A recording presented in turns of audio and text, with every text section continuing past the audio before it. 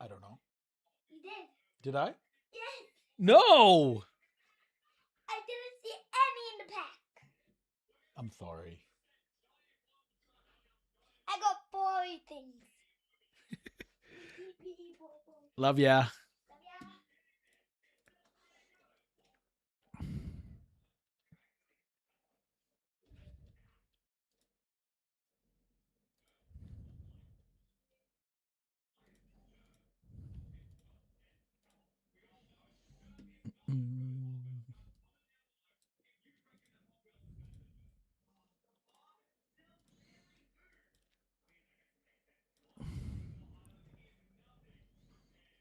Hello, everybody.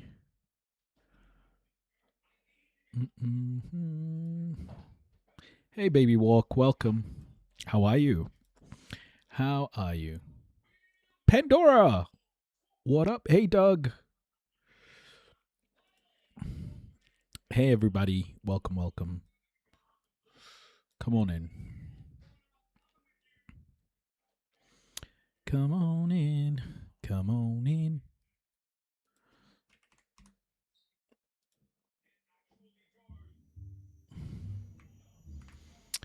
Oh, so good to be back here today.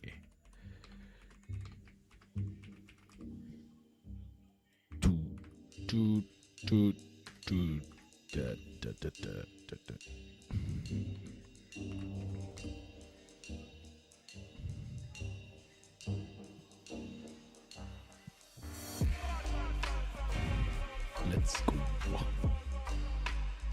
Okay. How's everybody doing? We'll just chill out for a bit.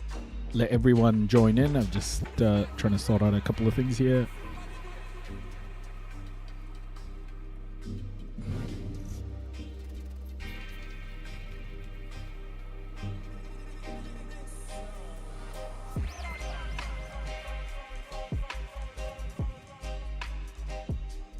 Ooh, this is nice.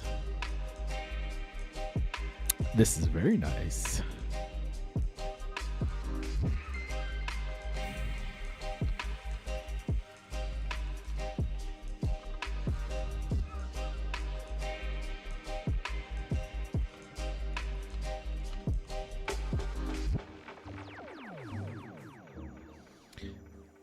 Welcome in, folks.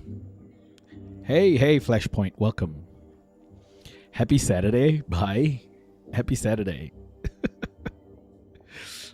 Good to see everybody.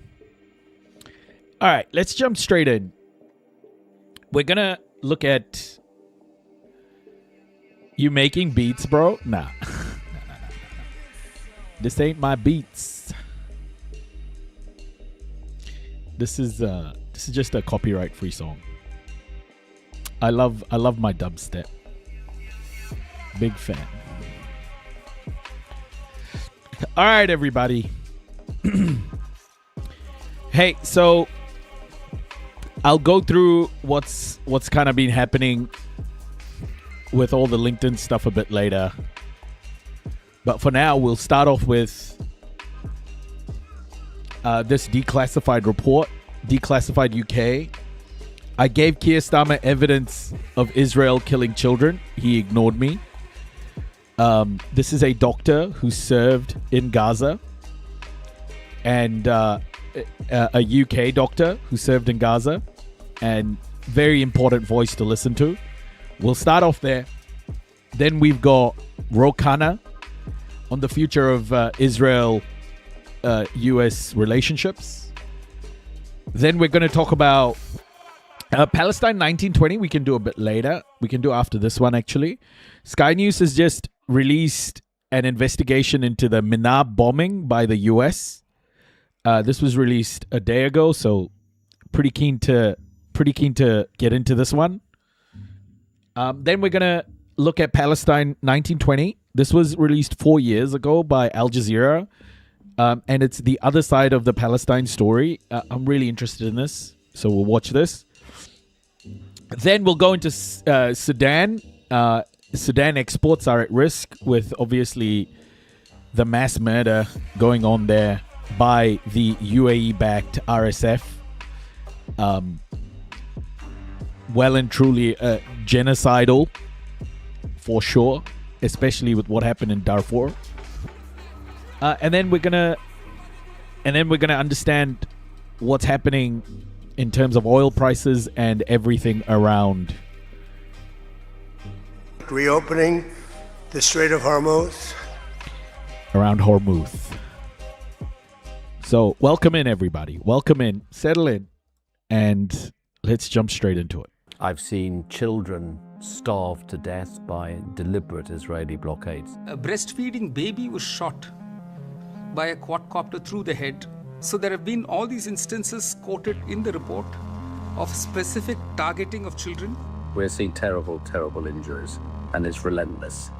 This has all been given as evidence to our government. They know what is going on. I don't think they're misinformed. I think they are lying. What role has Britain played in the worsening healthcare situation in Gaza? Joining us today is Professor Nick Maynard, a consultant surgeon who's been visiting Gaza for many years and has worked as an emergency doctor in Gaza amid the genocide. And he features in a new film called Life Support, which is about treating patients in Gaza, which is coming out in British cinemas this month. We're telling people what we have seen with our own eyes. Our greatest role is using our eyewitness accounts to advocate for the Gazans and to let the rest of the world know what's going on. Professor Maynard, can I ask you first, in the High Court last year, UK government lawyers were arguing that there was no evidence that Israel was deliberately targeting civilian women or children. And they even said that there was evidence of Israel making efforts to limit incidental harm to civilians.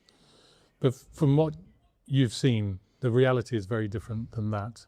Yes, I don't think they're misinformed. I think they are lying when they say that. They have been presented with the evidence by me, by many other doctors. They know that is not the case.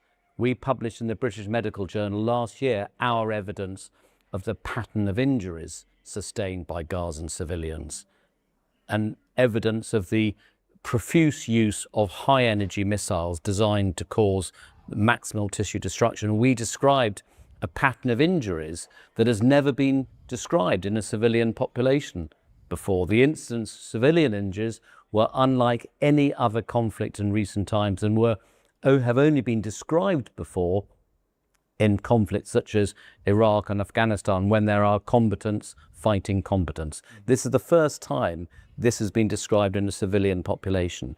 I've witnessed with my own eyes, I've operated on multiple children who have been deliberately shot at the food distribution points by the Israeli military. This has all been given as evidence to our government. How insane is it that doctors are literally documenting Israeli soldiers shooting children who are trying to get food? Okay? What the fuck? How is there not more? How is there not more action on this? Literally, these guys are sniping kids, man. And they have been for a long time. Personally given it along with others. So they know what is going on, and those statements are clear lies. Can you tell us about those meetings that you've had with some senior British political figures? So you've met Keir Starmer online, and you've met face-to-face Foreign Minister Hamish Falconer. I mean, how do you assess their approach? Overall, profoundly disappointing. My first meeting was actually when I came out of Gaza. In my very first trip to Gaza post-October the 7th was December 23. I was there till January, and a few of us met Lord Cameron, who was a then Secretary of State for the Foreign Office, and Andrew Mitchell, who was the International Development Minister. And we met them both, and we took along with us enlarged laminated colour photos of children who'd been shot in the head, children who'd been burnt to death, children who'd lost their arms. Many racist South Africans escaped to Israel after apartheid's fall combined with the insanity of Eastern Europeans. Yeah, many racist South Africans came to Aotearoa as well after the apartheid.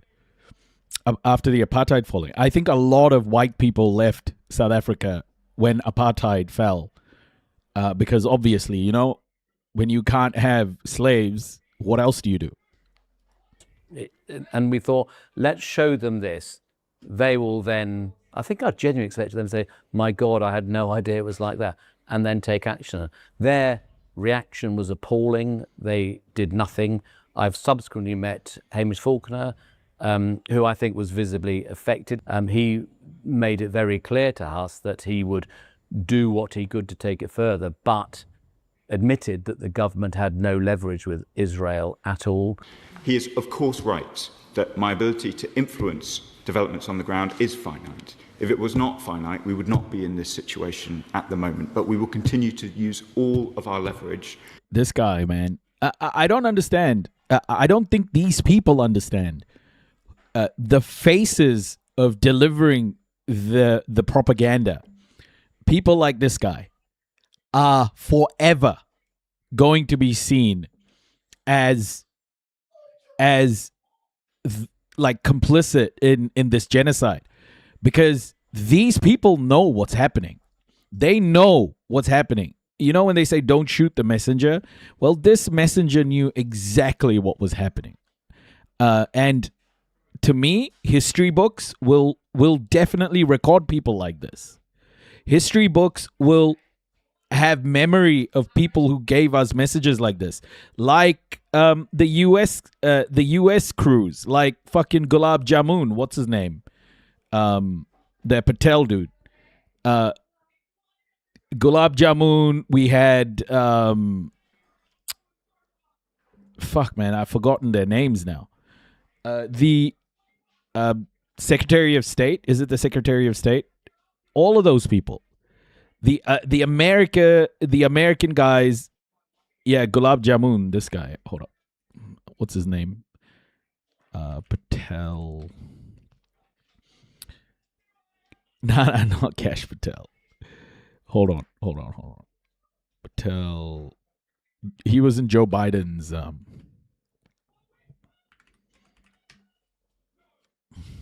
Joe Biden admin.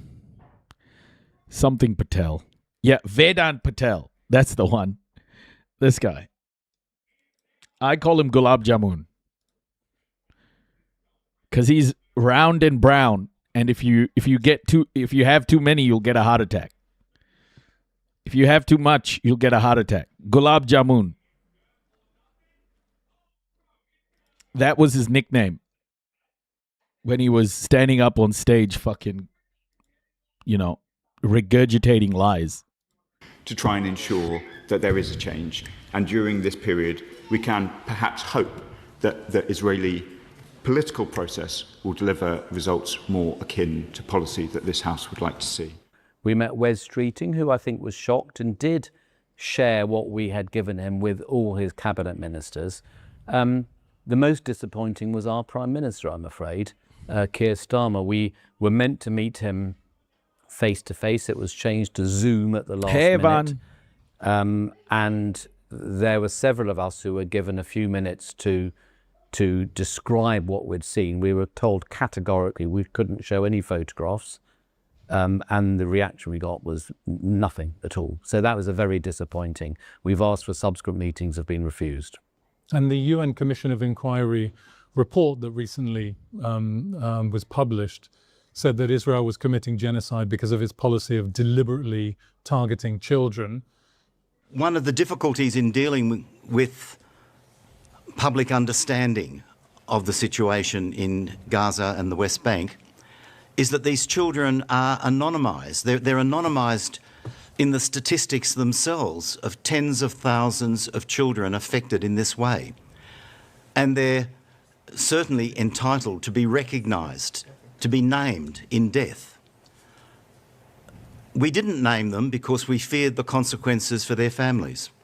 The UK still refuses to regard Israeli policy in Gaza as genocide. What I mean, does that shock you still, that there is that refusal to do that? Sadly, it doesn't shock me. I think if they, I mean, I'm profoundly disappointed, but I'm not that surprised because of the lack of response to our multiple visits to government ministers over the last 2 years.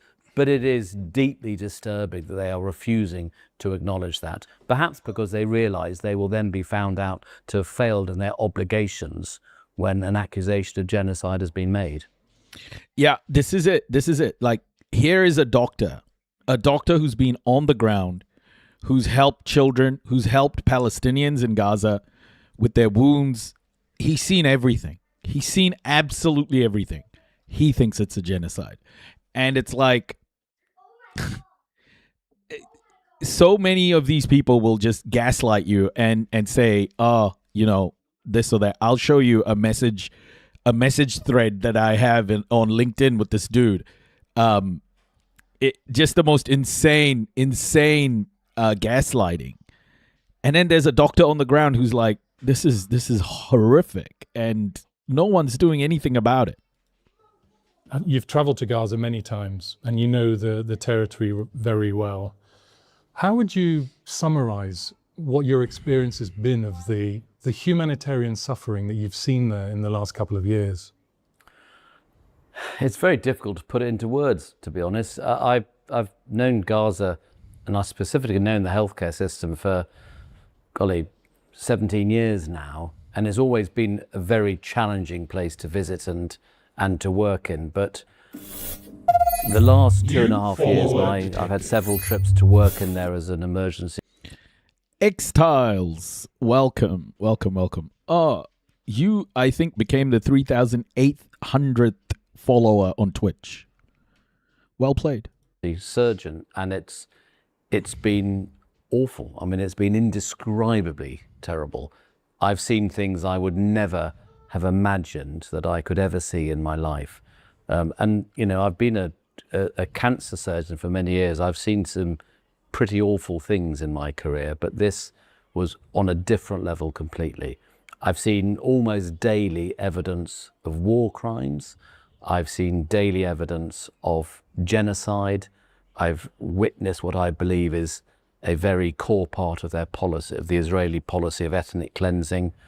I've seen children starved to death by deliberate Israeli blockade. So I'm sure we'll explore some of that in more detail, but I've seen the most appalling things. I believe that the destruction of the healthcare system is one of the absolute core policies of the Israeli government and military as part of their aim of ethnically cleansing Gaza. If you destroy the healthcare system, if you ensure there is no functioning healthcare system, the people will not want to stay there. And as you know, the UK government has criticised Israel's blockade of Gaza within limits. But do you think that the British government is doing everything that it can to ensure that the types of equipment, medical supplies, healthcare supplies can get into Gaza? And what more should it be doing? So I think we probably all understand that the British government has minimal leverage with the Israeli government now, but they have not done anything like enough, in my view.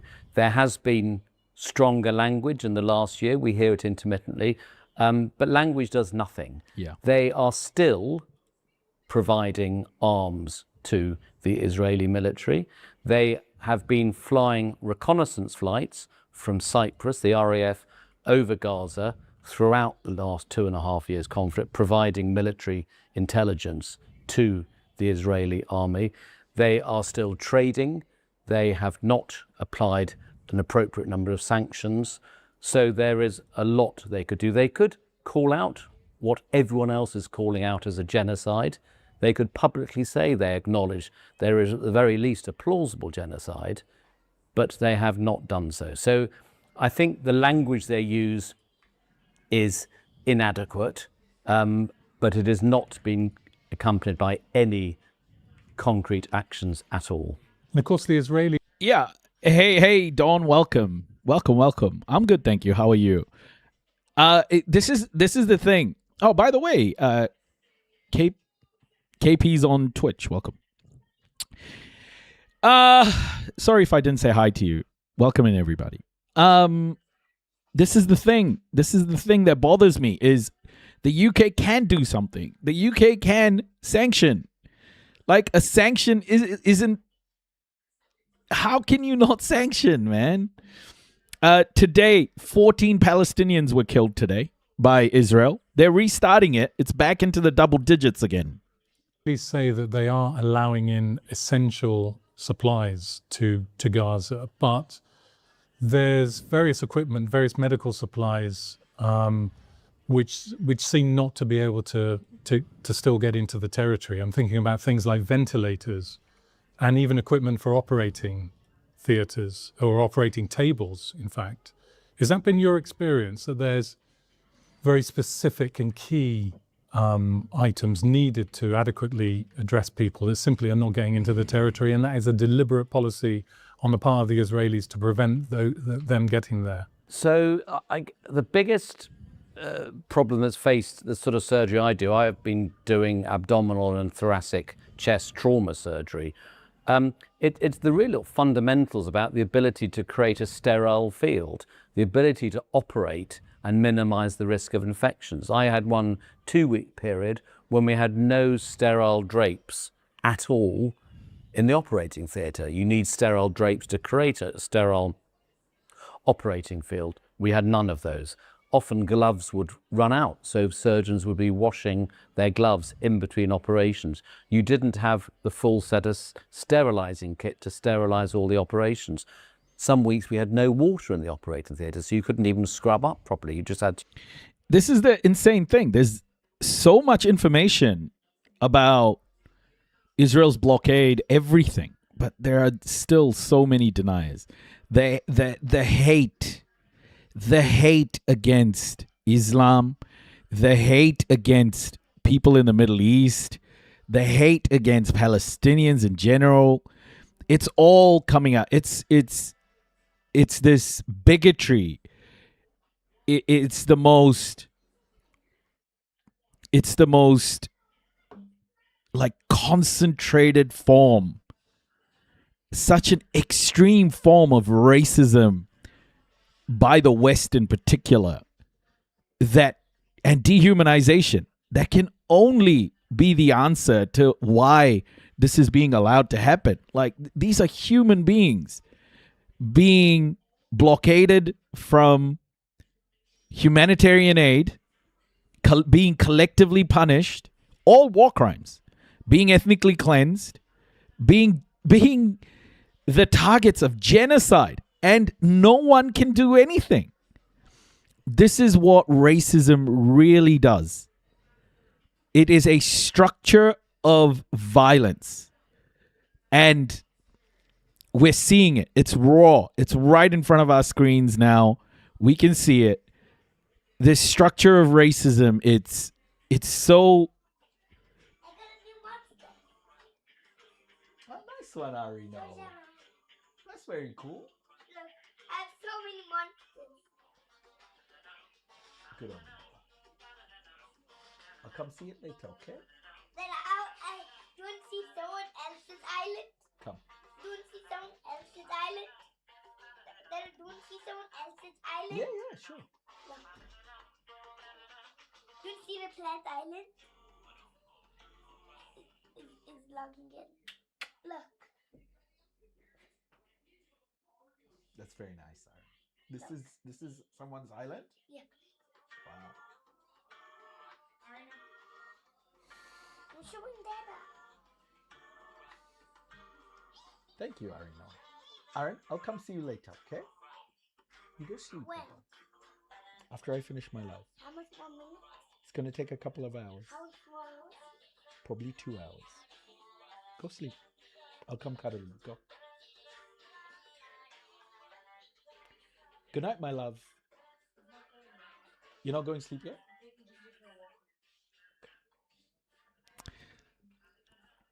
More like the West doing it than helping the party doing the genocide. Yeah. It's This guy beat the game. Look, I can say 74, 74, 34, 34, 42, 42, 38, 38, 11, 11, 12, 12. Okay, good. You complete the whole game. Let me hear what this baseline is. He's such a cutie. Yeah, where was I? Yeah, it's he's playing My Singing Monsters, by the way. He's got the second version of My Singing Monsters and he loves it. I don't know if you guys have seen My Singing Monsters, but yeah, it's pretty cool. I actually like it. I like, playing it with him. It's quite a nice game to play with your kids. Anyway, let's not segue too much. But what was I saying? So this is a form of systemic racism. Oh, it is systemic racism where we can. There's a website, by the way.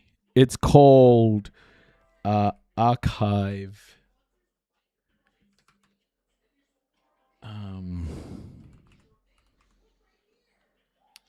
Archive Genocide. I don't know if you guys have seen this website. It's called Archive Genocide. I'm not going to click on this. Because it's graphic. Over 64,000 videos captured since October the 7th through the genocide, and over 16,000 images. 64,000 videos and 16,000 images. All documented, all there for people to see. Okay? It's called Archive Genocide. And it's so out there in the public to see. It's all there. It's all visible. But still, people can't conclude that this is a genocide because they're just it's mass censorship. It's terrible. It's racism, it's censorship, it's a deep hate for the people in the Middle East. I think this is what white supremacy really is. We're seeing white supremacy in action. And instead of helping, the West helps the party doing the genocide. Yeah. That's what I've been saying. They don't view Arabs as people. That's why they won't acknowledge them as Semitic. Yeah, totally. They're being completely dehumanized. It's generations and generations of combined marketing and installation of ingraining shame on people who speak out. They won't even let you send money to Doctors Without Borders to that region of the world. Oh, bro, it's fucking insane. We've donated a bunch of cash to Palestine Children's Fund, PCRF, Palestine Children's Relief Fund. How is it white supremacy? It's white supremacy because the West is built on white supremacy, bro. It's 600 years of European colonization and dehumanization. 600 years of European colonization that has not ended yet. And European colonization was the basis of European colonization was white supremacy. And it still is. And the systems that we have, including capitalism, are based on white supremacy. They're embedded with white supremacy throughout the whole system. You can see it in America, where the most imprisoned people are the Native American people and black people. You can see it in Aotearoa, New Zealand, where the most imprisoned people are Maori people. You can see it in Australia, where the most imprisoned people are Aboriginal and Torres Strait Islander people, Indigenous people. You can see it in an IMF release, which in 2025 showed exactly how the IMF sees the world. The IMF sees the world as advanced economies, the West and its allies, and everybody else, the global South. The world is modeled that way. Global South is where wealth is extracted from, and it flows to the West. This is the world we have. And to deny that is ignorance. You're not seeing what's right there in front of your face. So how is it white supremacy? That's the way the systems have been built over the last 600 years. To use alcohol jelly. So it's something as simple as equipment and the facilities to create a sterile working conditions. The other major problem, of course, and maybe we'll come on to that, is the malnutrition, which doesn't directly affect the ability to operate, of course, but it means that the patients who are so profoundly malnourished are not able to heal properly. And of course, not only are they unable to heal because they're malnourished, we have no nutritional support to give them. We have literally no food or medical nutrition to give them because that's all been blockaded by Israel. And you've described this as a policy of deliberate starvation. There was one little 7-month-old baby, not my patient because I'm not a paediatrician, but she was next to one of my patients on the paediatric intensive unit, and I watched her die of starvation. She needed formula feed. There was nothing else wrong with her, but she needed formula feed, but there was no formula. White supremacy has murdered black and brown people for generations now. Mass murdered. Genocide after genocide after genocide. When has there been a genocide of the white people?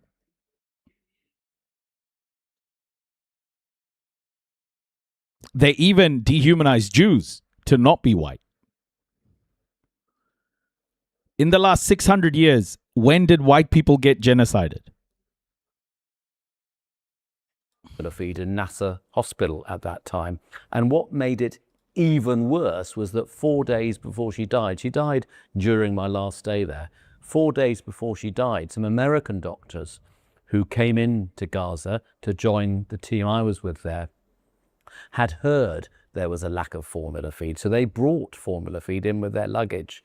They all packed their bags full of formula feed, and every single container of formula feed was deliberately removed by the Israeli soldiers at the border. That's all they took out of their bags. Now, that to me is the clearest evidence possible of a deliberate forced starvation imposed on them by the Israelis. So given that the UK does have very close relations with Israel in a whole variety of ways, arms sales, trade relations, diplomatic support, intelligence support, I mean, doesn't this amount to some kind of participation in the Gaza genocide? Of course it is. At one level at least? I think it does, and I think many people would say that their silence, their inaction amounts to complicity. And I don't think our government is alone in that. I think many other governments, I think one could argue a lot of our media is guilty in the same way. So can you tell us a little bit more about this new film, Life Support, which is just coming to British cinemas this month? The only genocide they taught us about at my school district in Texas was World War II. They didn't even teach us that we genocided Native Americans. They framed it as settling untouched land. Yeah. 50 million. Over 50 million. Over 50 million Native Americans mass murdered in a genocidal campaign. And it won't even be taught in schools. It's so insane that this history is just kind of being, or that this history is being brushed under the rug like it's nothing. It's fucking insane. Which includes lots of And the people who brush it under the rug act like those mass murders have no impact on the world we have today. It's like it's the most wicked propaganda. Aren't the majority of UK people just dumb in general? I gave up on UK on 2016 on Brexit. I really don't care in general about the UK. It's not just the UK though. America's worse in terms of like what's happened in this genocide in Gaza. Witness accounts by doctors in Gaza of the terrible situation. Yeah, it's a brilliant film, and it's based around the experiences of about 10 doctors who have been, UK international doctors who've been in Gaza mainly surgeons, a couple of intensive care doctors, All the old an Anglo obstetrician, networks and are it's in based on it. on film. I don't think they're old Anglo networks at all. These are just systems. That's how they've been designed. Like our media ecosystem, for example. When you a great book to read if you want to understand the media's complicity is How to Sell a Genocide. How to Sell a Genocide. Great book. You can buy it from Pluto Press. I've got it. I've got a hard copy of this, How to Sell a Genocide by Adam H. Johnson, who went through all the details of how the news covered Gaza. Like how Gaza was covered compared to Ukraine, compared to Israel, compared to other stories, the types of wording that was used. It's all there. It's so documented, this genocide. It's so documented. The media complicity, the political class complicity, the elite or the billionaire class's complicity. It's documented. It's all there. And yet, people still try and gaslight you. I will show you. Let me just show you now, actually. So I posted on LinkedIn about my brother's thing. What the fuck they're doing? Do you understand that? So I've posted on LinkedIn about, just questioning my brother's company's ethical lines, not just on genocide, but also on making partnerships, building partnerships with genocidal regimes like the Modi regime. And I've been getting a fair bit of backlash from that. I wouldn't say it's that bad. I mean, these people are less than smart, but I'm in there. Like this guy here, analogy. So don't sell our meat to Americans just in case they sell it to Israel. This is complete BS. ANZ needs to make a profit. Beggars can't be choosers. And my thing was, Matt Sterling, analogy. Don't sell our meat to Nazis. Are you okay? By the way, Hindutva is a derivative of Hindutva, and the RSS that belong to Hindutva, that's a derivative of European fascism. So they wear hats that's the exact same as the Mussolini hats, Mussolini regime hats, and their brown trousers are from the Nazis. They are literally a derivative of Nazis, and that's what Modi is amplifying in India right now. So yeah, I'm not too far away from it. And then this guy posts, "This is a nursery after the attack by Hamas. Toddlers slaughtered and other babies put in the microwave." Bro, this guy is still selling the 40 beheaded babies bullshit. Like, oh my gosh. Thousands of Palestinians danced in the streets. They elected Hamas. They now pay the price. And then all I did, remember guys, this is 3 years after genocide. This guy owns a business in New Zealand. This guy is a business owner. This is the guy, Matt Sterling, director at NZ Painting Services. Look at this. Mama's taking Gingy for a walk, Baba. This guy owns a fucking business in New Zealand, bro. He owns a business. Okay? Let me show you his website. The guy is doing genocide denial. NZ Painting Services.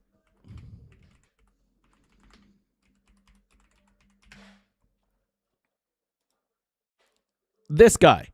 NZ Painting Services. I don't know. I mean, if you wanted to inquire about, whether it's a genocide in Gaza, maybe you want to do that. I don't know. I don't want to do that. But here's the thing, right? This guy, director at NZ Painting Services, this is what he said. So I shared with him the Archive Genocide website, 64,537 videos, 17,905 photos. That's all documented. And then this is how he replies. That's what happens when you microwave babies and hide under buildings.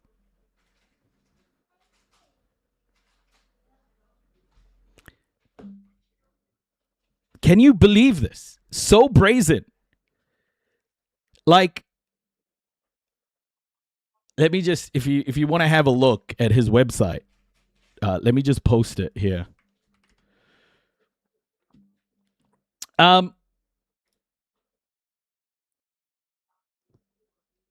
Oh, it's fucking insane. Like, this guy is literally saying lies, and he's got genocidal rhetoric, man. What the fuck is this? Yeah, peak whiteness. This is it, right? And then I'm like, Matt Sterling, there he is. This is who you really are. Thank you for showing yourself. And then he goes, I've never changed my stance on Palestine. If they burnt my child, killed my family, the result would have been the same. Enjoy your weekend.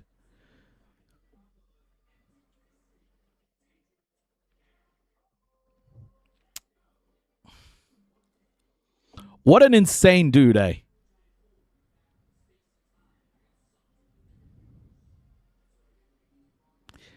Honestly. Hey, trans women, welcome. What an insane dude to say this about genocide.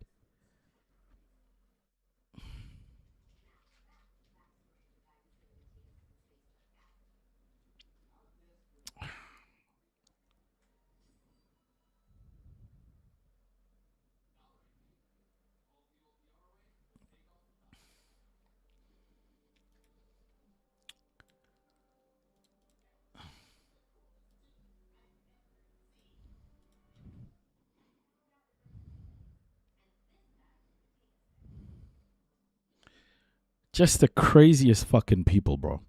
And still photographs that we took when we were in Gaza, and interviews with us back in the studio. And I think what it's done so brilliantly is it captures the emotions with just remarkable skill. I first saw it at the international premiere of the Sheffield Documentary Festival a few weeks ago, and I was crying during it. And I think it puts mainstream media to shame. This is an independent company that's produced this. I think Gaza has been covered appallingly by mainstream media, and I'd put the BBC at the top of that list. What is there in the mainstream media at the moment about the United Nations Commission saying that there's a genocide against children? It's not been touched at all by them. I mean, it's inconceivable that that should not be mainstream news. That's not to say that there haven't been some... Yeah, those are the racist people, right? Like, that is just straight up racism to think that a whole population deserves to be killed like this. That is how white supremacy works. Because white supremacy has dehumanized black and brown people completely. And that hasn't recovered, right? It hasn't recovered yet. That ideology still dehumanizes black and brown people. It's still the case. And what you're seeing in Gaza is the manifestation of that dehumanization on a genocidal scale, where every system does everything in its power to protect the people committing the genocide, not the people who are being genocided. The systems, all of them, are protecting Israel. Every system, media, justice, human rights, it's military. Every system is built in a way to cause the minimum amount of damage to the state of Israel, or to the state committing the genocide against people of color. Man, just the most insane chapter in our world right now.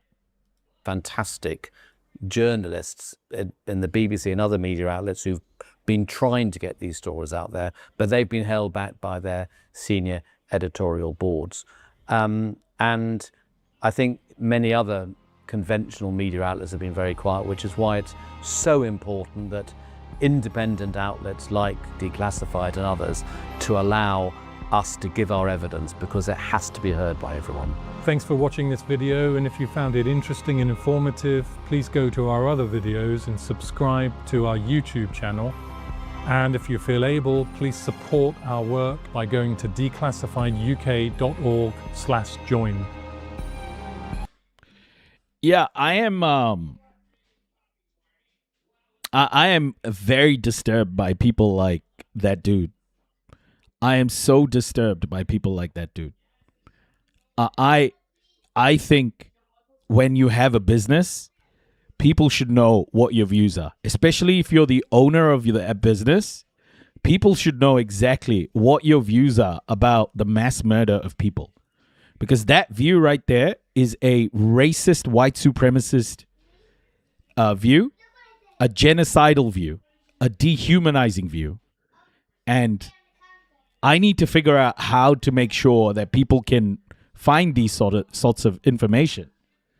I want it to be front and center. Human rights has to become policy. If human rights aren't embedded as policy everywhere, it's just not gonna work. You get freaks like that guy who are just so rabidly racist and genocidal. Fuck, man. Give him an honest Google review. Guys, I showed you what it was. If you feel like giving a Google review, it's up to you. I just showed you the guy's comment, which was fucking racist and genocidal. Okay. Give me one sec, guys.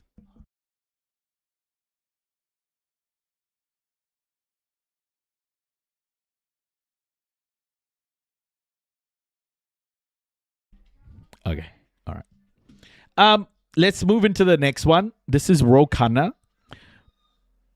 Khanna talking about what happened to him in the West Bank. Let's go. Would a President Khanna stop the US's blanket support for Israel in the UN? Yes, I would stop giving Israel cover. At the UN, you would have zero aid. You would have no military sales to kill civilians. You would have the recognition of a Palestinian state unilaterally. The American president can do that. That is an enormous transformative change that none of the other 46 presidents have ever done. The sort of American rhetoric is that you import democracy to other countries, often by force, but your own guardrails have failed. We're an imperfect democracy, but we're still the best shot of a multiracial democracy in the history of the world. You have an Indian American of Hindu faith, born to immigrants, who is now represents the... What guy? On my LinkedIn, bro. Let me show you. Let me show you.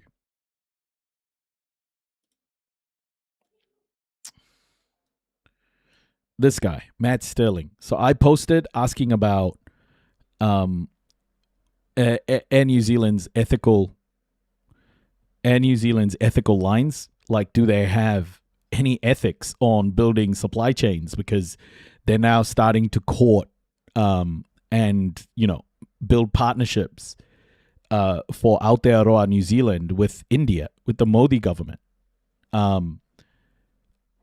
LinkedIn is a cesspool though, brother. Bro, learn to live in cesspools, bro. Don't avoid cesspools. You got to get into the cesspool and make the cesspool better. If you don't get into the cesspool, then you're just being ignorant. Either get into the cesspool or stop calling it a cesspool. Because, yeah, it's just cowardly to just stay out of a platform where obviously there are views like this fucking genocidal guy, and then to just call it a cesspool and just not do anything is nuts. So this guy goes, oh, yep, they microwave babies and shit. Like, all just fucking total lies. Total lies. Good on you, Excalibur. I am not a fan of people saying things like X is a cesspool or LinkedIn is a cesspool, etc., because Well, if it's a cesspool, then that means your view needs to be there, especially on places like X and LinkedIn, because there are Palestinians on those platforms trying to get their voices out. You can't just say it's a cesspool and then just fucking bury your head in the sand.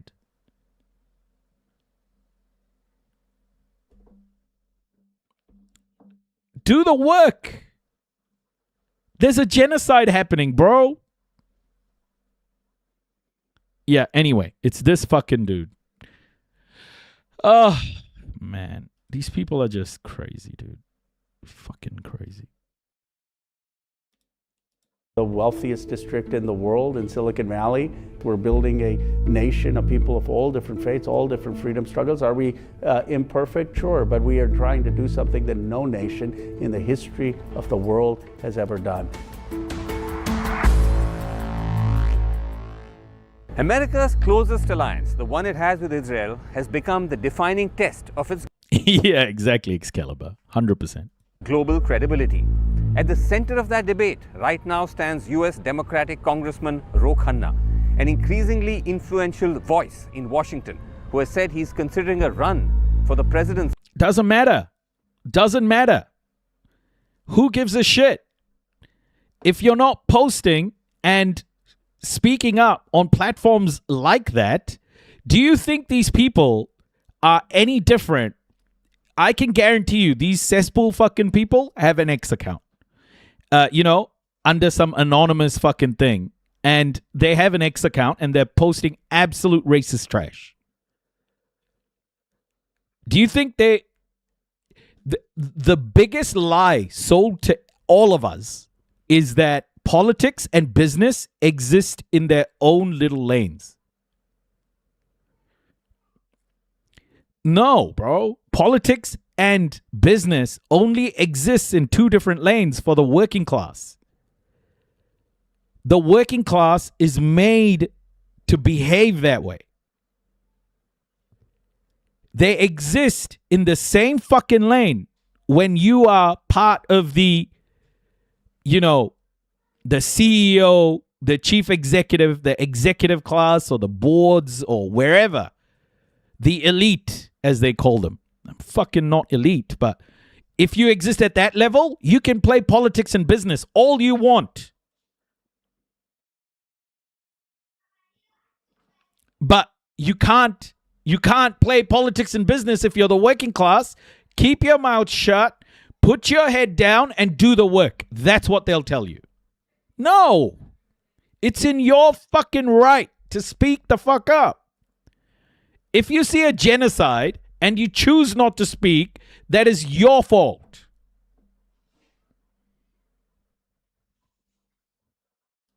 In 2028. Just last week, Khanna traveled to the occupied West Bank to investigate escalating settler violence against Palestinians.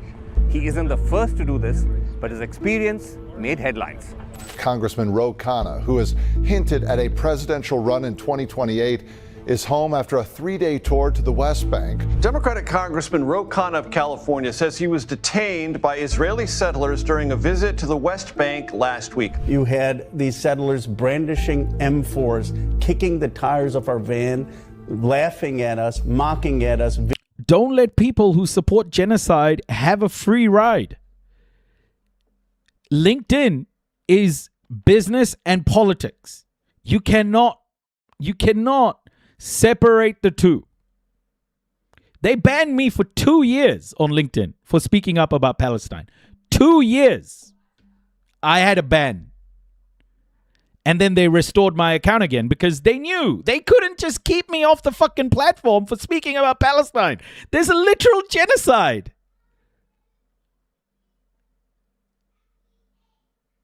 Two years they banned me. Videotaping us. During the visit, Khanna says he and his team were surrounded and prevented from leaving for hours by armed Israeli settlers and the Israeli army. Israel has rejected Congressman Khanna's charges. The episode has turned him into one of the most prominent Democratic critics of America's support for Israel and of the foreign policy consensus that has shaped Washington for decades. All of this comes at a moment when Guys, the I'll be back. I just international need to order itself use the is bathroom. under Keep listening. unprecedented I'll be strain. back. And at the center of that crisis of credibility sits the United States. For decades, America presented itself as the architect and guarantor of the international system. Its critics say this was mostly a myth. The US applied international law selectively, holding others to standards it was unwilling to apply to itself. Now many say that myth stands shattered. In the New World Order, I speak to global leaders and influential political thinkers about the ideas that could shape the international system and what comes next. Today, in our first episode, I sit down with Congressman Khanna, who argues that America cannot lead a new world order while bankrolling a genocide. I ask whether real change is still possible, given that America's failures are of a system that has long placed power above principle. Congressman Khanna, thanks so much for talking to us. Thank you, We're speaking to you days after your visit to the West Bank, where you say you were detained by settlers and by the Israeli army, an army which, as you pointed out, has been largely funded by the US. Would you agree that America's unconditional support to Israel has been corrosive for the US-led world order, and holding Israel accountable is one way of restoring the US's credibility as a responsible world power? Yes, and we are doing that. Today we had a vote on the Khanna amendment to zero out all aid to Israel, military aid for foreign military sales, the $3.3 billion, and we had over 100 Democrats vote for that. That would have been unthinkable. And I don't want to mention names, but some people came up to me and said, Ro, seeing what happened to you made me more inclined to vote yes on the Khanna amendment. But the bill didn't go through, though. Bill didn't go through It because lost. it's a Republican majority right now. But this is a harbinger. Bro, okay. Yeah, I agree with this host, by the way. The bill didn't go through. The bill didn't go through. What's the point? And no, it's not just because the Republicans have a, what do you call it? Have a majority. I think some Democrats felt safe to vote yes because they knew it wouldn't get through. I don't think it's changed that much. I don't think American politics have changed that much. I just think they're finding ways to make it seem like it's changed. But they want to keep the status quo.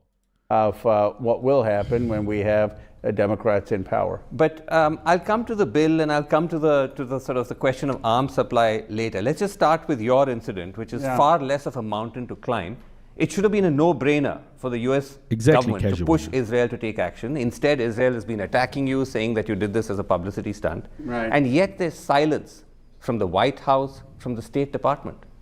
That's telling, is it not? They are aligned with Israel and Netanyahu. That doesn't surprise me. But it's disappointing because it's not just me. There were other Americans that were detained. There was a New York Times photographer who was detained. Of course, Palestinians and Israelis that were detained. Sure. And in any other country, you would have the head of state make an immediate apology and say, we're going to investigate. But you've not heard anything from the State Department. You've not heard anything from the White House. I have not. Have they tried to reach out to you? Have they tried to I have not. contact you? Now, the civilian leadership, David Brownstein, in The only reason Nancy Pelosi, of all people, voted for it, but was for that exact reason, because she knew it had no chance. Yeah, because they know the establishment Dems know that they need to show some compromise to get votes. So they are trying to quell the resurgence of the DSA by showing like, oh, look, 100 of us voted. That was your issue. Don't fall for it. Don't fall for it. I like Ro Khanna, but defending the members of Congress cannot do stock trading while his household has a blind trust and a portfolio through his wife. Officials and close members of the family should not be allowed to trade anything, period. You have insider information and can directly influence industries. So no, you cannot, and your family cannot. Yeah, Ro Khanna also believes that Israel should have defensive military aid. So things like the Iron Dome Ro Khanna is absolutely okay with. But Israel wouldn't be as aggressive if they didn't have the Iron Dome. You know, so there's no such thing as defensive military aid, guys. Yeah, he said that. He said that on Hassan's thing. Hassan spoke to Ro Khanna. I mean, the average American doesn't have time to be active in their congressperson's daily votes. Why be nail that sticks out? Why be the nail that sticks out if the congressperson doesn't have aspirations beyond their office? Because I think Nancy Pelosi is a Dem through and through. She is a Dem through and through. She wants to protect the Democratic Party. To be fair to Ro, as much as I don't want to be, he did say he would give an Iron Dome to Palestine. But Habibi, like, do you seriously believe that a two-state solution is about to happen?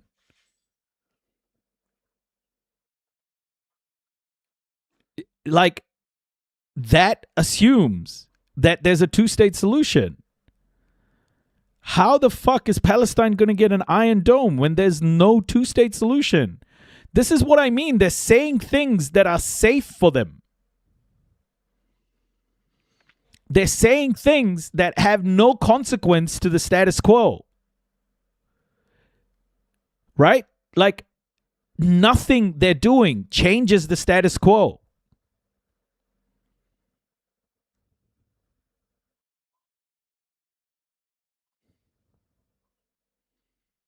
The embassy was incredible, and he, in my view, saved us from harm.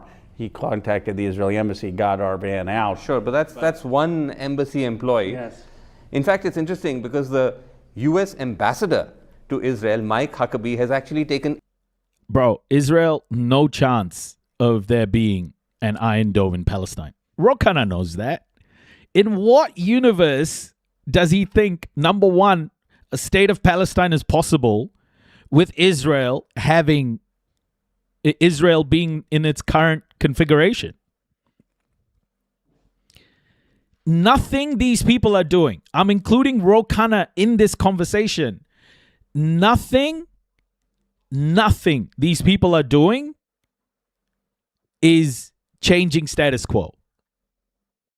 Don't be fooled. They are not. It is awesome you speaking up in LinkedIn, actually.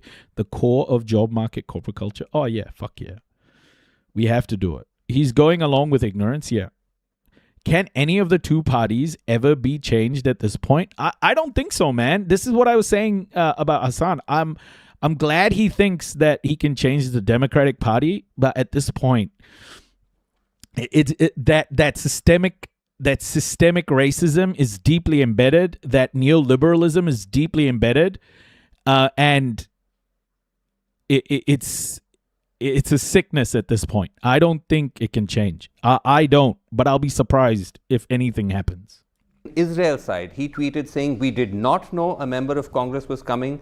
We would have said, don't go to a restricted zone." Well, first of all, it's not a restricted zone. Even the IDF has admitted that now, and the Jerusalem Post reporting has confirmed that. Sure, but the fact that the U.S. ambassador is actually taking Israel's side, I think it goes to my wider point, right, Congressman, that in something like this, which should be clear-cut, right, the U.S. is unable to hold Israel to account. So then that begs the question, where's the scope for a wider reset?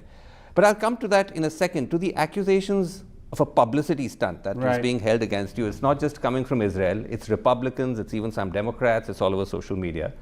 Here's what people are saying. They're saying Ro Khanna used to be pro-Israel, he's voted on sending arms to Israel, but now because US public opinion has turned against Israel, he's done a U-turn to bolster his presidential bid. Right.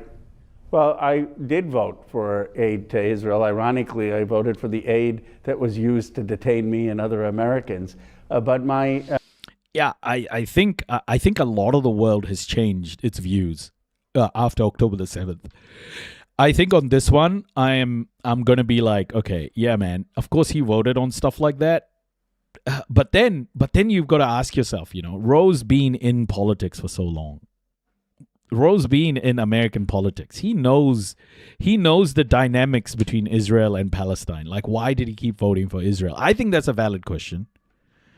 But I think a lot of the world, just to kind of finish that point, a lot of the world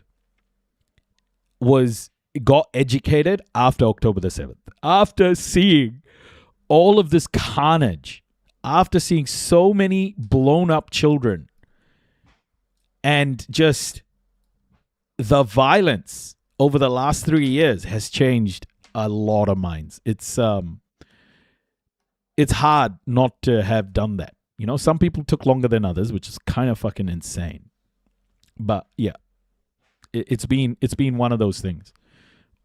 Defining moments. If there was a world where we would give Palestine nuclear weapons and Iran as well, would Israel and the US attack these countries after that? No. That's the whole point. Like, that's the whole thing. Nuclear weapons are a deterrent against American imperialism. That's why they don't want to have a nuclear-powered Iran, because that means they can't keep using aggression in the Middle East. They'll have to deal with Iran diplomatically. Just like what's happening now, right? Iran's weapon of mass destruction is blocking the Strait of Hormuz. It's an inevitability rather than, can America bomb its way out of it? It can't. The Strait of Hormuz is blocked. And America can't do anything about it. That's their nuclear weapon right now. That's their leverage. So America has to deal diplomatically. There's no other choice. So you can see when a country has the type of leverage that you can't take away, at least can't take away easily, America has to come to the table. America has to deal diplomatically, which is how it should be, guys. Like, yeah, you have to go diplomatic option. Or America can try and nuke Iran, which would be even worse. One senator, Israeli empire only option to peace. Iran becomes Pahlavi, Zoroastrian. One scenario, you mean? Rule or ethnic people in Iran divided them Shias. No build nukes to Israel empire. Help Ukraine great. What the fuck is this? Honestly, just like put it into Chat GPT and tell it to like rewrite it or something. Views started to change after October 7th. After I condemned that as a brutal terrorist attack on October 7th, but seeing Israel's disproportionate response, seeing the genocide, my views started to change. And I cast a vote against President Biden's aid. I was one of 37 Democrats who voted no on the aid to Israel that they used to carry out the genocide. And I've been very vocal over the last 2 years about the genocide, about apartheid. So it's accurate to say that my views changed after the war, but it's not accurate to say that they changed last week. Though I do want to take you up on what you said, that the genocide is what changed your mind. I mean, ideally, it shouldn't take a genocide to change one's mind on Israel. That's true. Especially if you're in the colonial core, the imperial core, as Khanna is. is literally part of the imperial core. And what, it took a genocide for him to change his mind? Like, you got to ask that question of Khanna as well. They've been brutalizing Palestinians for decades. Yeah. But let's come to the restricting of the flow of arms to Israel, which you mentioned, which is... Sure, this Indian uncle is hitting him hard. So true. I love this. The most consequential change. Yes. And you're saying more lawmakers, at least on the Democrat side, are voting to end military aid. But many such proposals have failed in the past, as is this one, the arms, the aid. Bro, Lega Vena. Iran is not going to be another monarchy again, man. Like, I think people should just give that up. I think Iran is either going to remain a theocracy or it's going to truly be liberated by its own people. I don't think Iranian people are going to accept another monarchy. I don't think they will. I think Iranian people will reject Pahlavi for sure. It continues to flow. Right. Why is that, Congressman? Well, the reason is that for 75 years, the United States has had an alliance with Israel, and in many cases, it was an unquestioned alliance. And so to shift American policy, it's sort of shifting a Titanic, is hard to do. But what has happened is that young people under 50, they have turned on Israel. But they're not in charge, they're not in Congress, so it's going to take some time. Now, I think it's going to happen by 26 and once we have a new president in 28. Well, that's quite an optimistic timeline, because you said that this is a historic kind of association. That's one reason. But you also didn't mention what many believe is another crucial factor, which is that the millions of dollars pro-Israel lobbying outfits like AIPAC pour into the pockets of lawmakers. I believe you don't take any funds from them, is that right? I never have. You've never taken any funds from AIPAC? I never have taken any PAC. But aren't you in a minority, sir? Your party's leadership, Nancy Pelosi, Chuck Schumer, Hakeem Jeffries, have collectively received about $2 million from AIPAC. Joe Biden got over $4 million from pro-Israel groups. The same Biden who, as president, famously said, "I'm a Zionist," as the bombs were falling in Gaza. No, well, what would be the fallout if USA took out the power plants, bridges, airport, and petrol refineries? The one card that Iran has, which is basically self-destruct, is to basically pour the nuclear material into the Persian Gulf. Like, if nuclear material went into the Persian Gulf, that would basically kill 3 countries. Or it would kill all the Gulf nations. Like, America needs to calm the fuck down and use diplomacy. Like, you can't just bomb people's stuff, bro. Iran will just bomb everything. Iran can create chaos. But it will be because America did not want diplomacy. It will be America's fault. It will be Israel's fault. It will be the Gulf nations' fault. Pelosi today voted against all aid. It's a huge shift. Now, But on the AIPAC funds and the sort of chokehold that it shows. I think that the lobby groups definitely has had an influence on our policy, but it's not the only reason, right? There are multiple factors. Of course, but I'm specifically on the lobbying funding. There's the fact that people don't want to be labeled as against the national security establishment. There is a Christian nationalism that views an alliance with Israel as necessary for evangelical Christians. And the reason is not to excuse AIPAC. I mean, they've attacked me more than almost any prominent politician. But it's just to not be reductive. We're a very complex American democracy. I agree. I agree that there are many factors, including religious factors and so on. But I was just trying to pin down something quite specific. Yes. When you talk about change, that things are going to get reversed in maybe the matter of just 2 or 3 years. How does that work, given that these funds will continue to flow to lawmakers? Getting AIPAC money now is almost as much of a negative. How do I know this? Because AIPAC is hiding that they're giving the money. They're trying to do it through other groups. And a lot of politicians like Zoran Mamdani, like Ana Lilia, like Claire Valdez, like Milat, are actually winning elections in part because they're saying, look, the other side is being funded by AIPAC. But let me pin you down now on specifics, because you've spoken about running in 2028, you've spoken about change. Right. Would a President Khanna actually follow through on ending military aid to Israel, sir? Because politicians make big promises, but don't always walk the talk. Well, I voted for it today.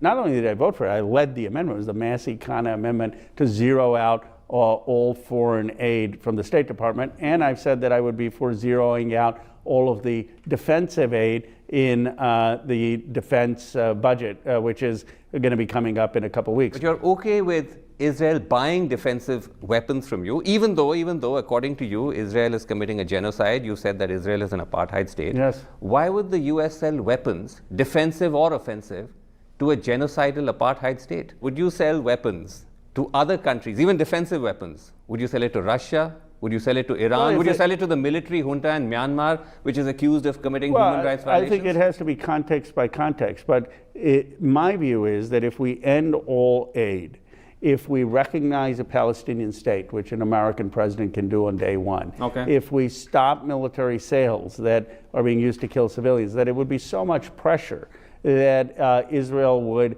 change. Now, we can look at other menu options if that doesn't work, but we haven't even tried any of this, and that would be a dramatic shift in American foreign policy. It would help end. You got to ask the question, right? Why can't he just say everything? Why? No, Rose not DSA, no.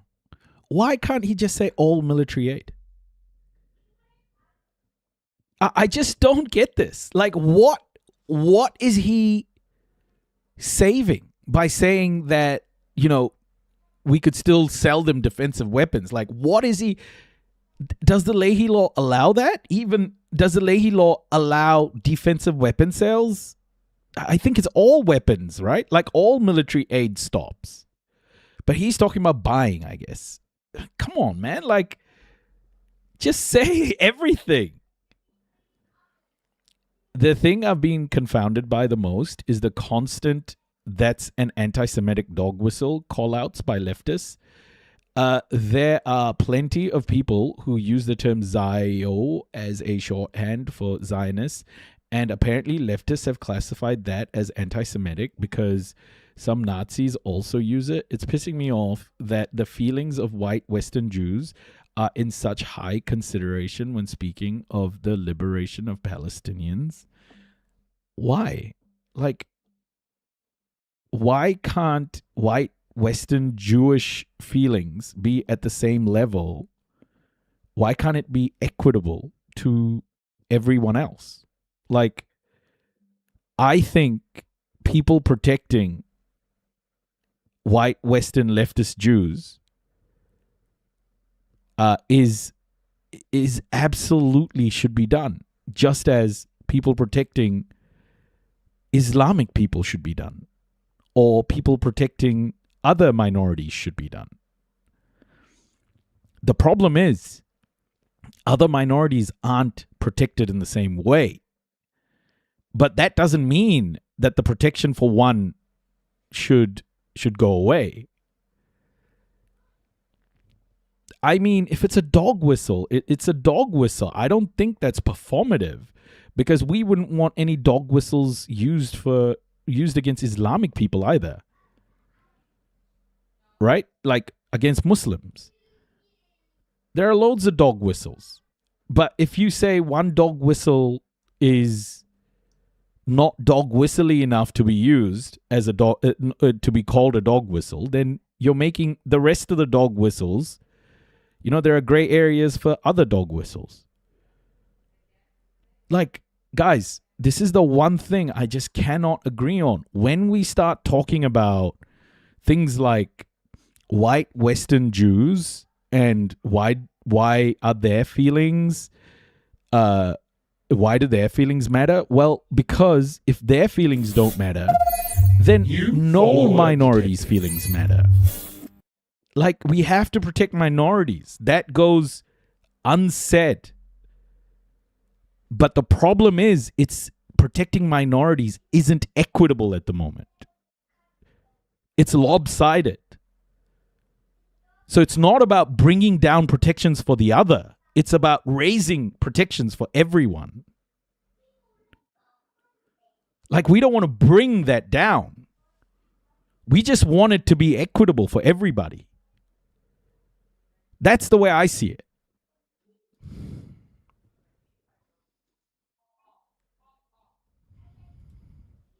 Occupation. Let me ask you about another shift. Would a President Khanna impose economic sanctions on Israel, just as the US did against apartheid-era South Africa? Because earlier you said just settlements. You're now saying you're willing to sanction Israeli banks? Yes, if they're financing. Just like if, you know... Good night, my love. When are you gonna come? A couple of hours, Papa. No, I mean like when you come to hug me. I'll come and hug you in 2 hours. But we can hug right now. Early hug. The early hug you always give me. Okay, I'll come give you an early hug. Now? 30 minutes. Okay? I love ya. Yeah, the other thing to remember, like, is with whiteness as well. With whiteness as well, right? At some at some stage, white people in Aotearoa or America or the US, sorry, they're going to be minorities. Like it's how it's going to be. Does that mean we're going to reduce protections of a minority group because they're white and their ancestors murdered like indigenous people en masse?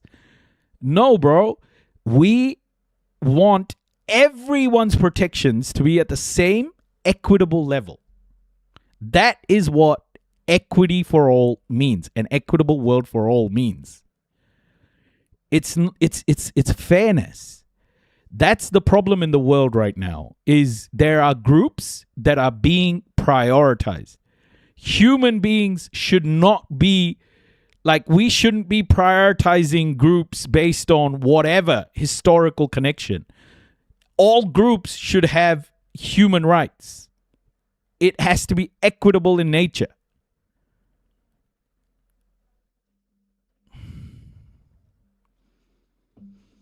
I'm not against protecting Jews. I'm against placing the feelings of people using manufactured scars for words used for liberation of people who are being killed en masse at this moment. People shut down speech for equity for Palestinians because they're not. Let me ask you a question. Do you think that, let's say, the pro-Palestine Jews aren't scared right now? Do you think they're not scared? Because the far right is obviously drumming up a lot of hate.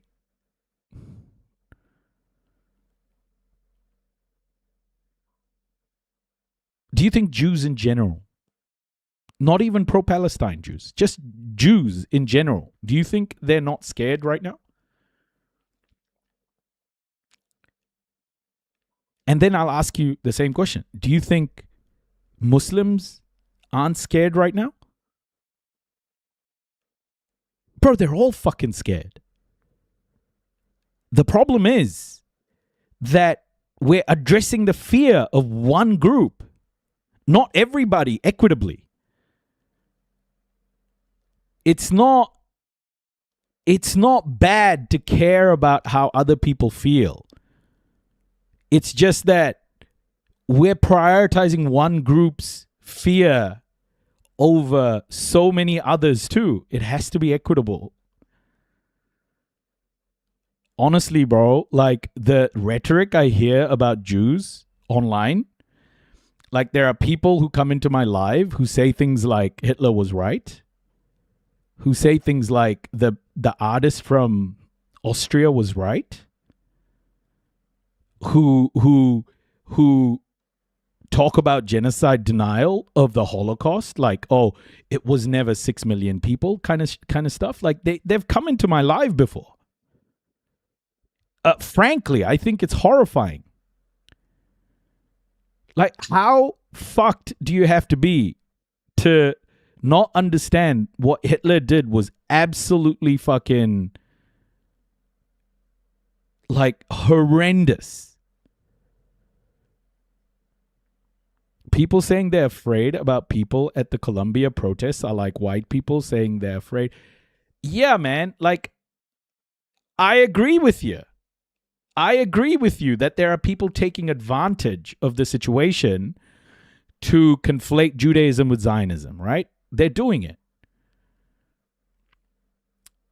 But that conflation of Judaism with Zionism, the conflation of Judaism with Zionism, is being taken advantage of by a number of people, including Israel.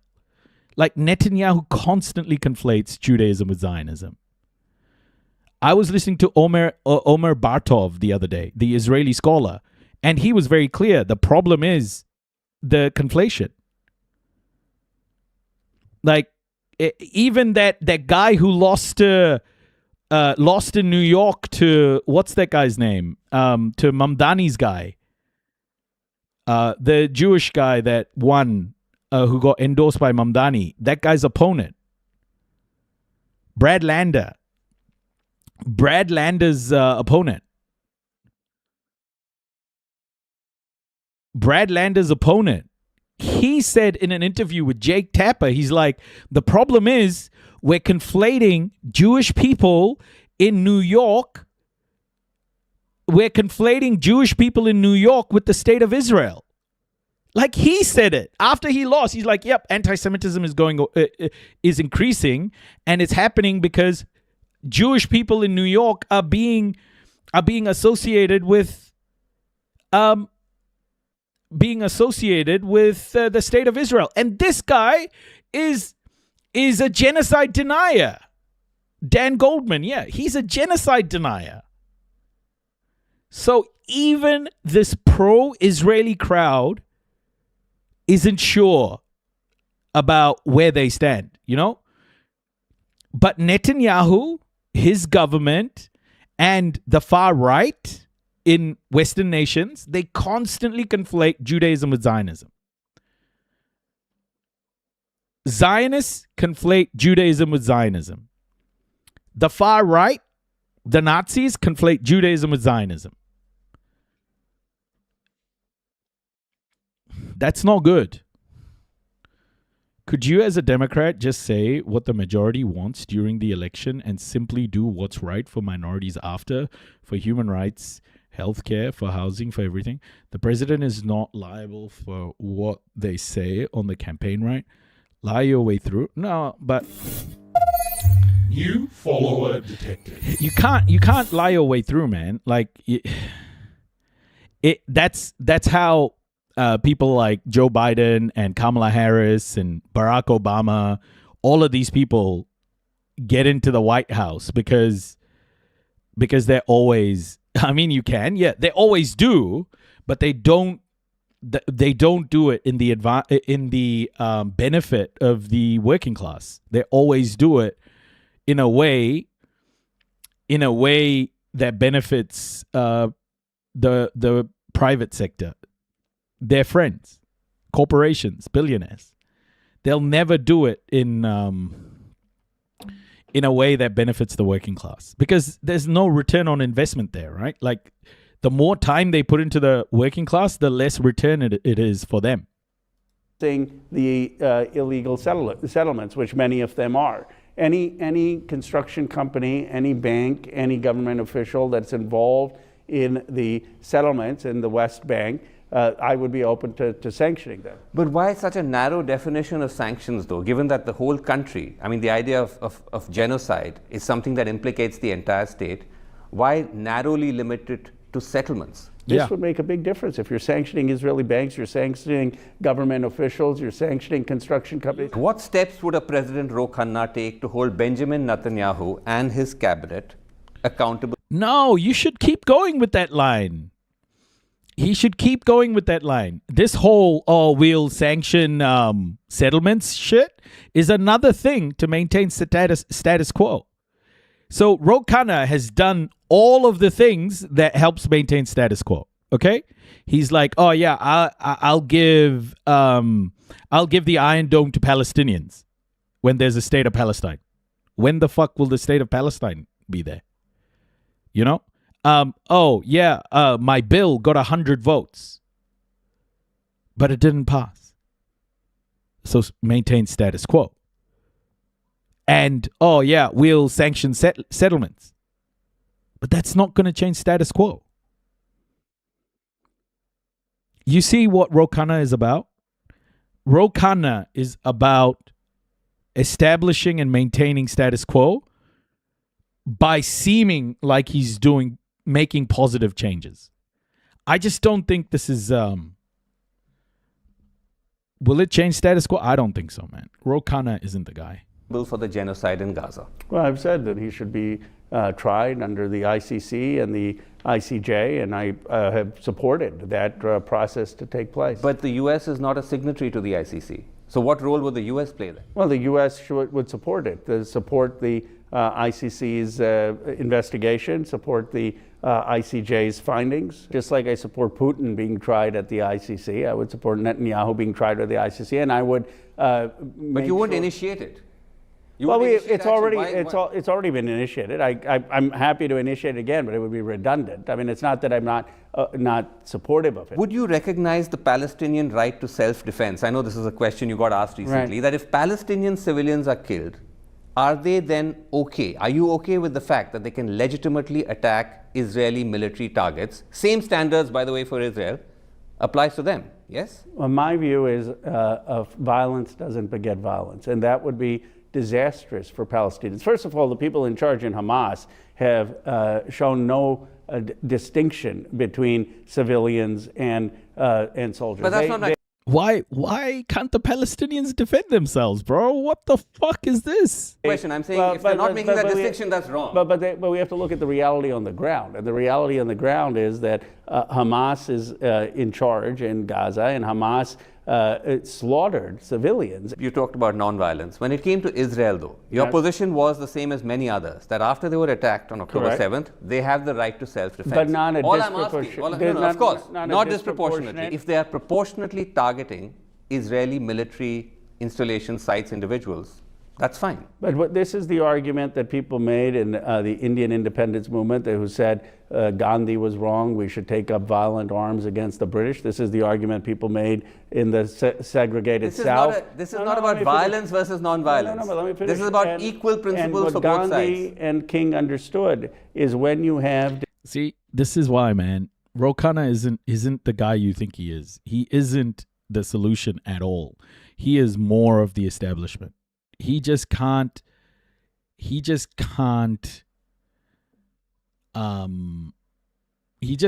bring himself to say that Palestinians have a right to self-determination. He wants what I think it was who was it? Who said this? I think it was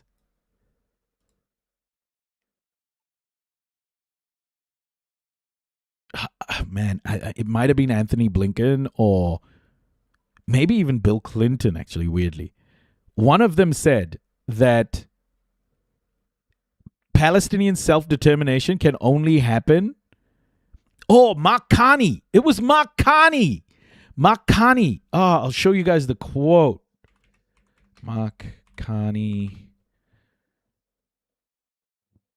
Palestine.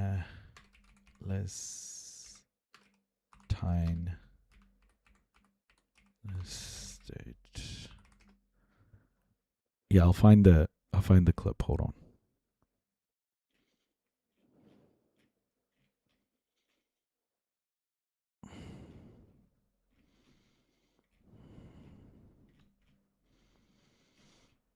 Mark Carney's take. You guys keep watching. Disproportionate power, that the way to bring change is to break the cycle of violence, and I am for breaking the cycle of violence. Respectfully, Congressman, the Gandhian approach, the MLK approach, those are philosophical approaches. I'm talking about something which is built. Here it is. Here it is. Have to keep up. Here it is. I think it's this. I hope it's this. Establishment of a Palestinian state living side by side with a secure Israel. To get that, you're going to have to keep up the pressure on the Israeli government. Justin Trudeau said that Canada would honor the International Criminal Court arrest warrants, i.e. Benjamin Netanyahu would be arrested if he came to Canada. Does that stand under your leadership? Yes. You'd be prepared to do that? Yes. So for the end goal, the actual establishment of a Palestinian... No, that's not it. Hold on.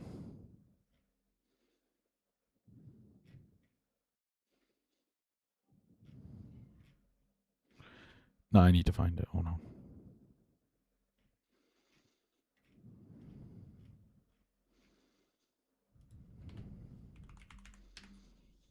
I need to find it.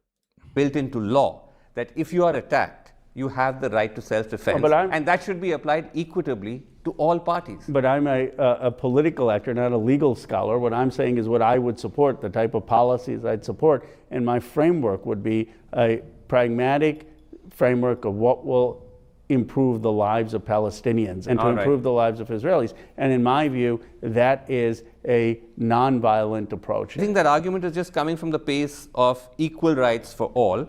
But my final question to you in the sequence, would a President Khanna stop the US's blanket support for Israel in the UN? Yes. You would? Yes. No, I would not. I would not be vetoing. No, I would not be vetoing all these resolutions, and I would stop giving Israel cover. You would have zero aid. You would have no military sales to kill civilians. You would have the recognition of a Palestinian state unilaterally. The American president can do that. That is a enormous transformative change that none of the other 46. Oh, but you don't want to give them equal human rights, you know, the right to protect themselves, all of that stuff. No, that's too much. We'll just do the stuff because it'll be transformative for who? For his campaign. Presidents have ever done. You already sound like you've made up your mind that you are going to throw your hat in the ring. Let's move beyond Israel. In the past 6 months, the Trump administration has abducted Nicolas Maduro of Venezuela, threatened to annex Greenland, paired up with Israel to kill Iran's supreme leader. You will say this is all Trump. But isn't this a failure of the US system as a whole, of Democrats who are supposed to be the main opposition, of the guardrails of US's much vaunted democracy? Well, we lost badly in 2024. We didn't win the House, the Senate, or the presidency. Sure. And you have a president who has abused the constitutional. Found it. You use several adjectives. I would agree with all of those. And living side by side in security with Israel, a Zionist, if you will, Palestinian state that recognizes the right of Israel to exist, not just to exist, but to prosper and not live in fear. A Zionist state of Palestine. Now, we can't have peace unless we move towards that. You use several adjectives. I would. Listen again. You use several adjectives. I would agree with all of those. And living side by side in security with Israel, a Zionist, if you will, Palestinian state that recognizes the right of Israel to exist, not just to exist, but to prosper and not live in fear. Now, we can't have peace unless we move towards that. What the fuck does that mean, man? You know, a Zionist. That's what Khanna is saying. He doesn't know what he's talking about. Yeah. Oh my gosh, man. Guardrails and is engaged in gunboat diplomacy. Now, we have two types of history in America. We have the history of a nation that freed the world from tyranny with World War II, that pushed church. Freed the world from... Bro, this is liberal bullshit. Like, what the fuck is he talking about, man? Oh, I hate this. None of these people are good people, man. None of them are good people. It's like they are so hell-bent on maintaining status quo, dude. Fuck. Churchill for decolonization, Franklin Roosevelt, a big part of India's independence, Sure. that led the fight against communism. But we also have a history in this country of gunboat diplomacy and taking the Sure, Mexican. no, I agree that there have been different arcs that different administrations have followed. But surely as the opposition party, you don't feel you could have done more to protest, to push back against these excesses? Well, isn't that a failure? We've got to win elections. I mean, the reality is that we've got to continue to stand up, and the Democratic leaders and establishment has not been strong enough, in my view, on standing up against the Iran war, on standing up against ICE, on standing up against deportation. Okay, but at least you can see that. But I want to ask you, though, that doesn't this point... No. On Hassan's show, he said that he would end offensive, but he would still give Israel defensive weapons, sell Israel defensive weapons, but then also he would allow Palestinians, if Palestinians wanted to have an Iron Dome, they could too. Oh, bro, nah. This guy is full of shit. Honestly, he is just full of shit, man. To also just the fact that there are these weaknesses in the US architecture, because the sort of American rhetoric is that you import democracy to other countries, often by force, but your own guardrails have failed. That's a much deeper crisis. We're is it an not? imperfect democracy, but we're still the best shot of a multiracial democracy in the history of the world. You have an Indian American of Hindu faith, born to immigrants in Pennsylvania and Philadelphia, who now represents the wealthiest district in the world in Silicon Valley, who has an impact every day on Congress. We're building a nation of people of all different faiths, all different freedom struggles. Are we imperfect? Sure, but we are trying to do something that no nation in the history of the world has ever done. Well, there would be many countries around the world that have faced the brunt of American power, American fools who would disagree with that. I'm not saying that we have been perfect. I said there are two. Actually, it's not just that you haven't been perfect. You've been genocidal maniacs. Okay? Just so many millions of people murdered. Just let's not even start with this moral courage bullshit. Okay? It is the most vile gaslighting done by, people like Khanna, who I would state is also falls very much into the category of house curry. He is a house curry.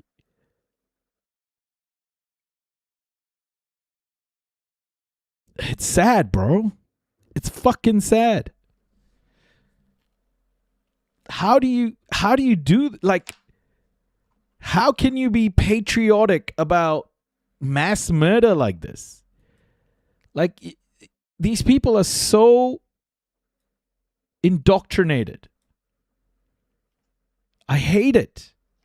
Strains to American foreign policy. Okay, there is the strain that's done a lot of good in the world, and there's the strain where we have engaged in gunboat diplomacy, particularly in Latin America. Okay, so on this gunboat diplomacy that you talk about, well, again, you're talking about the fact that there could be change. The fact is that the US has the most powerful war machine in the world. It has close to 800 military bases overseas. The US arms lobby spends millions of dollars to fund politicians across the board to keep it that way. As long as all of this remains, what stops America, sir, from launching reckless wars, playing havoc with the world order?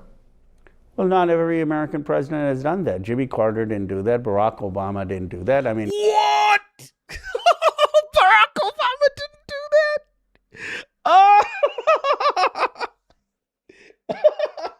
fuck, bro. Oh, do not believe a word this guy says. He is a scam artist. Don't believe a word this guy says. It is, oh my gosh, man. He used Obama as a fucking example. And you can. Obama did. There was the disastrous invasion of Libya, which you've criticized. Well, I've criticized. I'm not saying, look, he wasn't perfect, but he certainly didn't have a. America, just killed millions of people. We're not perfect. Obama launched a shitload of drones at people, caused Libya to become a hellhole. He's not perfect. Worldview of going and invading other countries. I agree. He made a mistake in Libya. They made a mistake in Yemen in terms of the support for the Saudi war. But I'm talking of presidents across the board. I'm not making a sort of a point here about individual agency. I'm saying that when you have a hammer of this size, a war machine of this size, when you have millions of dollars poured by arms lobbyists to lawmakers to ensure that war machine remains, surely that's a huge problem. Well, that's why I voted against. I voted against all of these bloated defense budgets. Okay, but beyond ideals, in terms of hard steps, you've actually spoken about the fact that these military bases, the 800 bases, are Cold War relics, and that they should be shut down. Well, not all of them. I am for a review of these 800 bases, and I'm for cutting our military budget. I'd rather be spending that money not on foreign wars, but on the healthcare, childcare, education of our country. But I would look critically and have a review of the bases, what are needed for American security, and then what are places that no longer serve. But you didn't address, sir, my question on the arms lobby. If you look at what happened in the 4 years between 2020 and 2024, their spending on lawmakers has jumped 3 times, from $50 million to $150 million. Absolutely. American politics is corrupted by the role of big money in politics. But that's, again, not new to our history. We need a constitutional amendment to stop the unlimited spending of money. And I would you back something like that? I have. I've called for a constitutional convention to get money out of politics, to end super PACs. And so he does all of these things he knows will not work. He does it to be able to say he's done it. I think that's how Ro Khanna rolls, is he does it to say he's done it. He doesn't do it because he gives a fuck about it. Because nothing has, changed. I believe we need to cut defense. But to get there, in America, public opinion is everything. And we need to build a grassroots movement to be able to do that in the House and the Senate and the presidency. All right. There's the military question, sir, but there's also the challenge of repairing diplomatic damage. Trump has attacked NATO. He's tried to meddle with elections in the UK. He's tariffed some of the US's closest partners. You said when you were in Beijing, the Indian ambassador to China told you that a generation of trust had been lost by President Trump. He did. What did you mean? Well, what did he mean? Well, he meant that Trump put these arbitrary tariffs and were trying to pressure India into concessions. But when he said a generation of trust, yes, of whom? Of Indians? Of the Indian government and future civil servants. That's what he said to me. That their trust in America has been lost. Their trust in America has been lost because of Trump's actions. And that's not just India. I've heard this from Canadians. I've heard this from Europeans. So the next American president is going to have a Herculean task to rebuild that trust. This is by the way, the previous Indian ambassador to China, not the current one. That's the sort of clarification that's come. Don't get bamboozled by this guy. Do not get bamboozled by this guy. This guy is controlled opposition in its purest form. Don't get bamboozled by him. He's full of shit. He hasn't made any material change to anything. Okay, he has helped maintain status quo. From the Indian government. Is he previous because I said this? No, I don't know. But I don't think so. Yeah, but I don't remember the exact time I was in China. Whenever I was there, whoever the Indian ambassador was. Okay, well, I don't know after this if any ambassador is going to talk to you off the record again, because sometimes these conversations are meant to be confidential. But it's not just the US military that's disrupting the world order. It's also the fusion of AI and military tech led by Silicon Valley firms. You represent Silicon Valley in Congress. You are, as you mentioned, on the House Armed Services Committee. This motherfucker probably just invests in all of it. He's making bank, bro. Palantir and similar platforms have been rapidly adopted by the US military and are probably being tested on the battlefield right now, despite multiple warnings of the dangers of AI-guided military systems. Well, this is why I took a pledge to return any individual Palantir contributions I had gotten. Sure, but I mean, that's a slightly different point, though. Yeah, but this is about the fact that all of this tech is in play. Regulations are still not in place.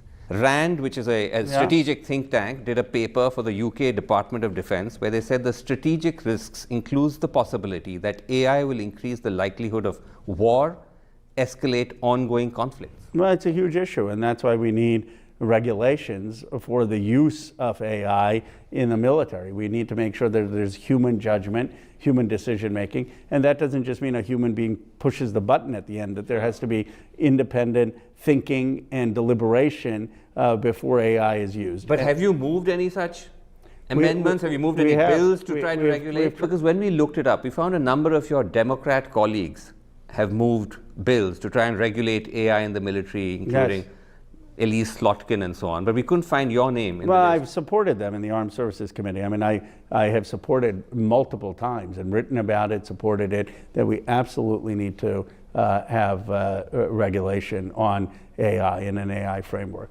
Congressman, the debate has moved beyond regulation in some regards. There are calls to ban Palantir by lawmakers in friendly countries of the US like UK and Australia because of their very dark pro-war, anti-democracy manifesto. They've called for the use of hard power. They're recommending national military conscription. I'm saying with founders of that kind of philosophy, they literally have control of the US military platform. with that ideology. Well, they You think that's okay? don't call the shots. The American president calls the shots. The Congress calls the shots. The department. Really? The Congress calls the shots? Donald Trump can literally bomb any country without Congress's approval. I mean, he did. Iran. Congress doesn't do shit, bro. This is what I mean, guys. This guy is nothing but just controlled opposition. Oh, man. It's disappointing that people like this try and, scam their way into positions like this to say the right things, but when you look at their record, they say a lot of stuff, but they hardly ever execute. The defense secretary calls the shots, and the question is, what are the safeguards? Do they do? Because there's a worry that Congress equals Republicans in this case. Yeah, Trump didn't even go to the Republicans to ask for permission. He just went. Trump doesn't give a fuck if there are Democrats in the Congress either. Well, they passed the War Powers Act. He's bombing Iran again. Palantir has undue influence. Well, they do in this administration on the because of Department this of Defense. corruption. But that's not going to be a future administration. My question is slightly different. I'm saying that when you have founders whose philosophy informs their products, and you know this in Silicon Valley, it's very much linked to the worldview.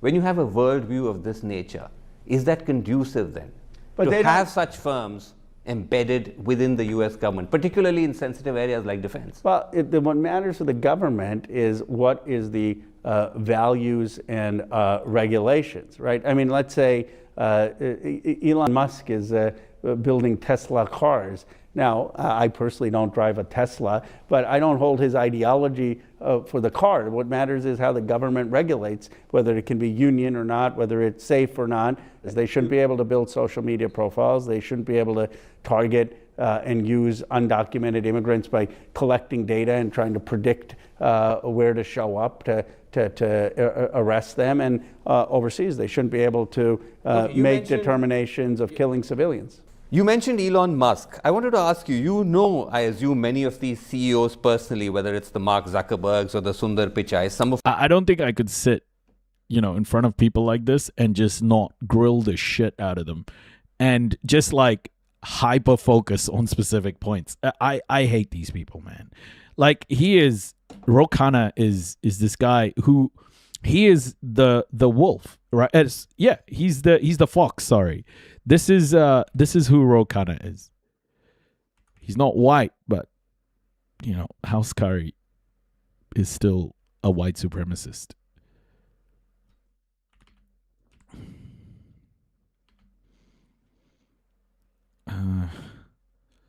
Yeah.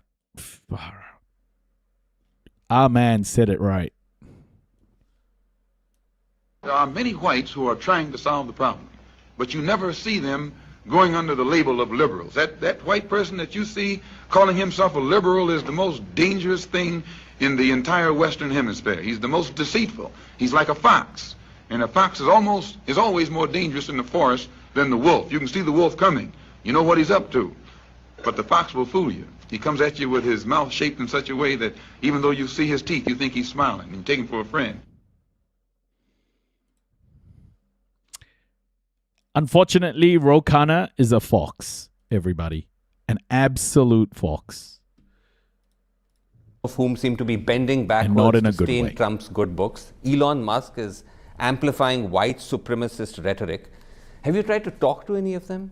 To push back? To understand what's going on? Well, Elon's threatened to sue me. I mean, he's very upset because I said that his cuts on U.S. aid could have led to the deaths of millions of people who have without food, without medicine. But I meant before that, when you saw the transition that was going on with him, did you try to engage to understand what was going on? I did, and I think that some of it was opportunism. They saw that Donald Trump was going to win, and they didn't want to be on his wrong side.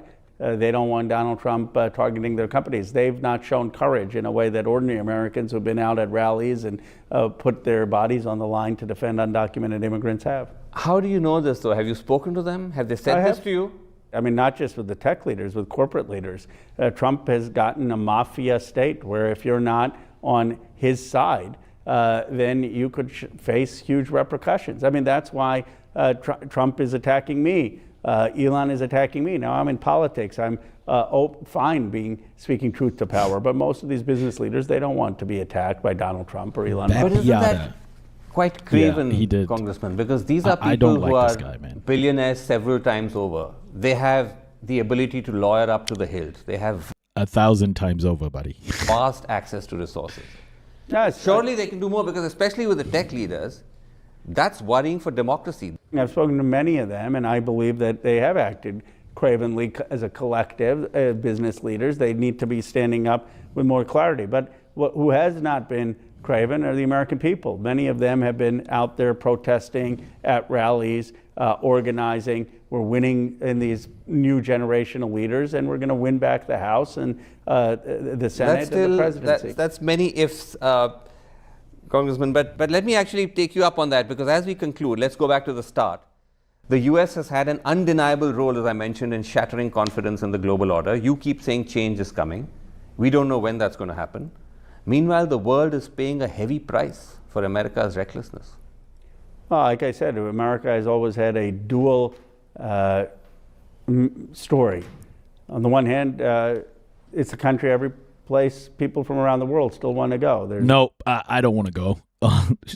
I honestly don't want to go to America ever. I've been there. I've experienced it. I had a hot dog, a New York hot dog. I'm happy, bro.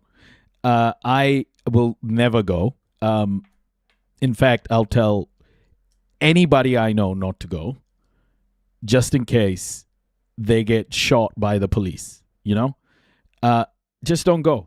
Don't go if you can help it. Just don't go. It's a weird racist place now with ICE running around shooting people. Like, why would you want to go? Literally the Wild West. There's not a line to go to China. There's not a line to go to any other country. Why do people want to come to America? Not yet.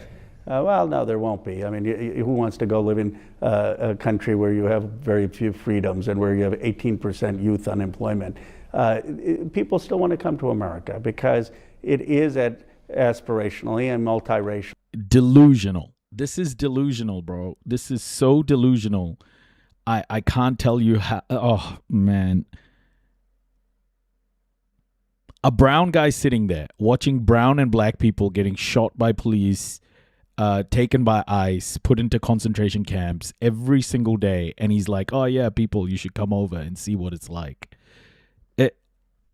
Only rich people like him will say shit like this, man.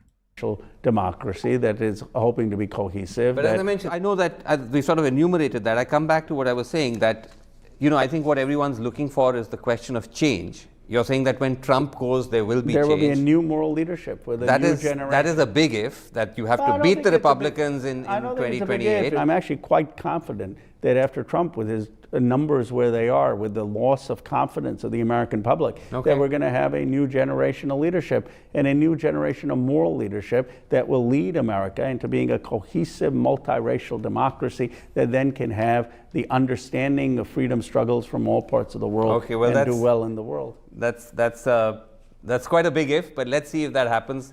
Thank you very much indeed, Congressman, for speaking to us. Appreciate it. Thank you. No one's buying this bullshit anymore, eh? It's this whole, you know, land of the free. Yeah, day. Well, hello, sailor. I don't know why I said sailor. We're the land of the free, the home of the brave. But only for whites and rich folk. And folks who like whites, but don't care if whites hate them back. Land of the free, home of the brave. Yeah, damn it.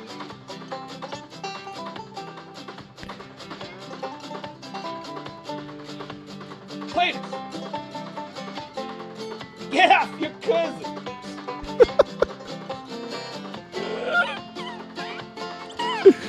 Oh, shit. That goddamn Cletus. God damn it. Ooh, shut the fuck up. Thank you. What is it with South Asians like Ro being neoliberal? Proximity to whiteness, shame, or what? Yeah, it is. It's proximity to whiteness. That's why it's house curry behavior. It's like, it was people like Ro Khanna who enabled the British to just walk in and mass murder my ancestors and steal from them. It was people like Ro Khanna. You pay them enough, they'll sell their own children. I despise people like Ro Khanna, bro. They're not good people. They're not. Ro Khanna wants status quo to continue because he's filling his pockets. Don't ever buy his bullshit. It's he's not being particularly a good person here. Okay. Now. So there we are. Hey, Ro, it's me, your cousin Cletus. I got them new Teslas.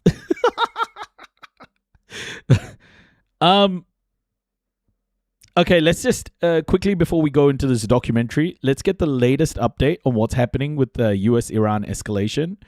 And then we're going to go into this, which is Sky News investigation into Minab school attack finds all evidence points to US being responsible. Okay, we're going to go through that. Around 10,000 people across several villages in Iran are without water after overnight US attacks. That's according to the head of Iran's national water company. Iran says US strikes hit desalination pumps in the city of Jask in southern Hormozgan province. The attacks also damaged bridges in the region.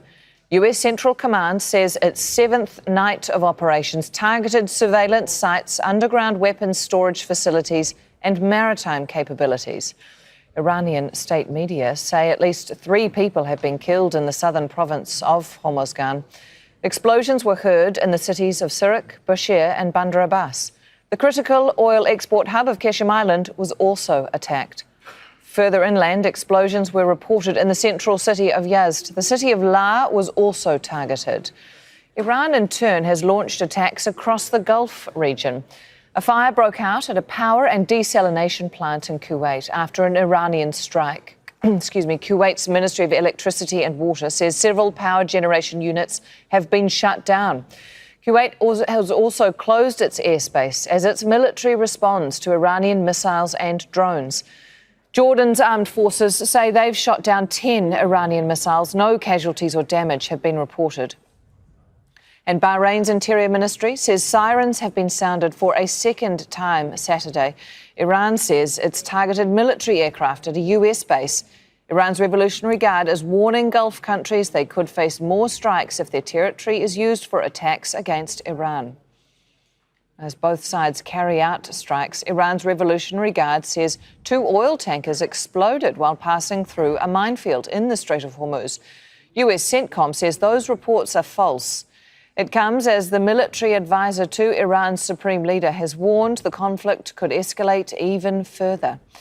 Laura Khan is in Doha, but first let's go to Ressel Serda, who joins us from Tehran. Ressel, where... Heard today that the South, where US is bombing, are populated by Afro-Iranians and minority communities.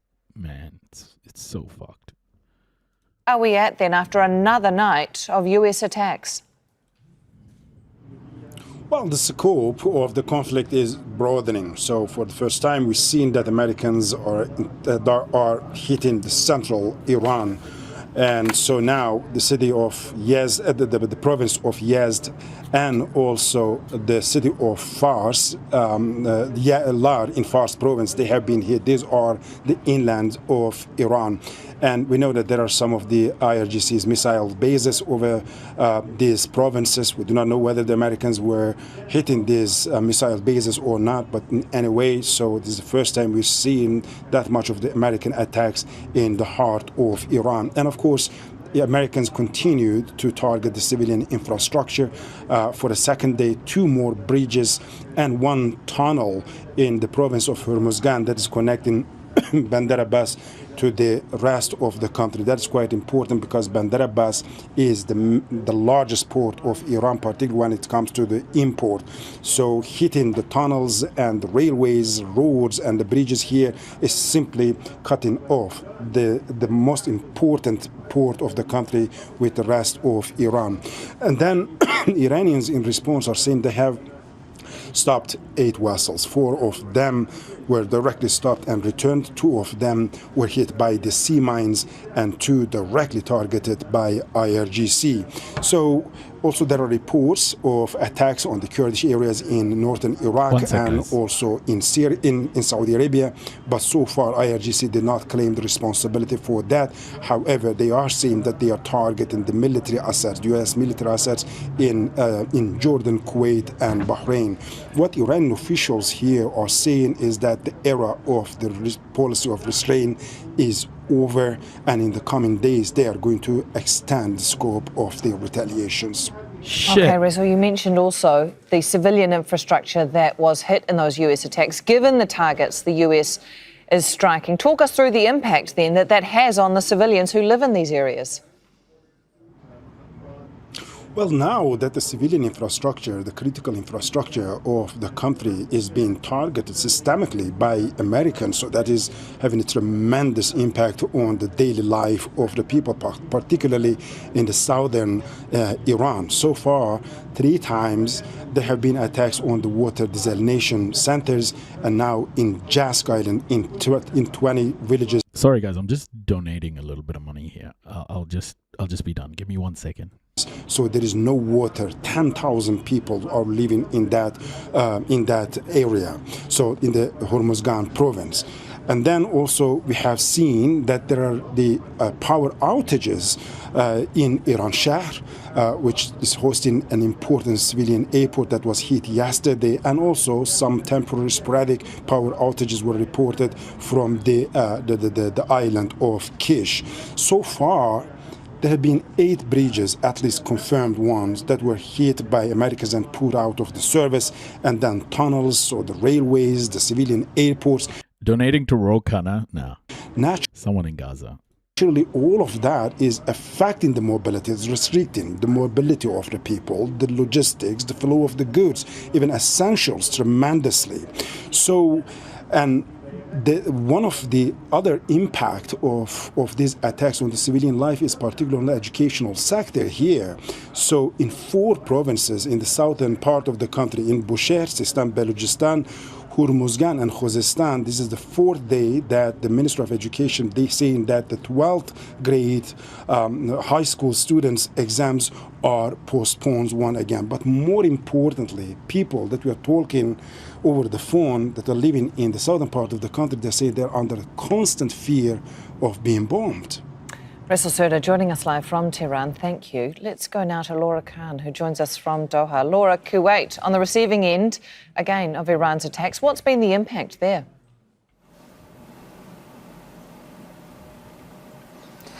Well, absolutely. I mean, first of all, we saw this civilian infrastructure being hit, the water desalination and electricity plant that happened yesterday. And we know that numerous generators were essentially on fire. They were put out, and technical teams have been assessing that damage. But we also know that there have been multiple waves of attacks throughout the morning since the early morning. And even though the Kuwaiti army is saying they are dealing with these attacks, we've also had the Iranian Revolutionary Guard saying that they have hit number US military targets there, including a refueling fleet along one of the piers and a number of former US bases, saying they've knocked out some telecommunications there. This has not yet been confirmed by Kuwaiti authorities, but we know that attacks have been continuing there alongside Jordan as well. We've had them intercepting around 10 missiles in the morning, and also Bahrain has been sounding sirens throughout the morning. Now, that there has been a small amount of diplomatic movement, shall I say. Egypt's foreign minister has been talking to Steve Witkoff. He's essentially the special envoy to the Middle East. Now, Egypt's foreign minister Badr Abdel Ati has reaffirmed Egypt's support for all efforts aimed at resolving the current crisis. This is in a statement, and stressed the importance of adhering to the memorandum of understanding that was signed between the US and Iran back in June, and that was to end the conflict. So they said that they are throwing support behind diplomacy, as have all these Gulf nations, as this conflict continues to spill into the Gulf, not only affecting US assets, but also now civilian infrastructure. Yeah, Laura, you can understand their concerns, given the conflict, as you say, shows no sign of slowing down. So what are other government officials across the Gulf telling their citizens?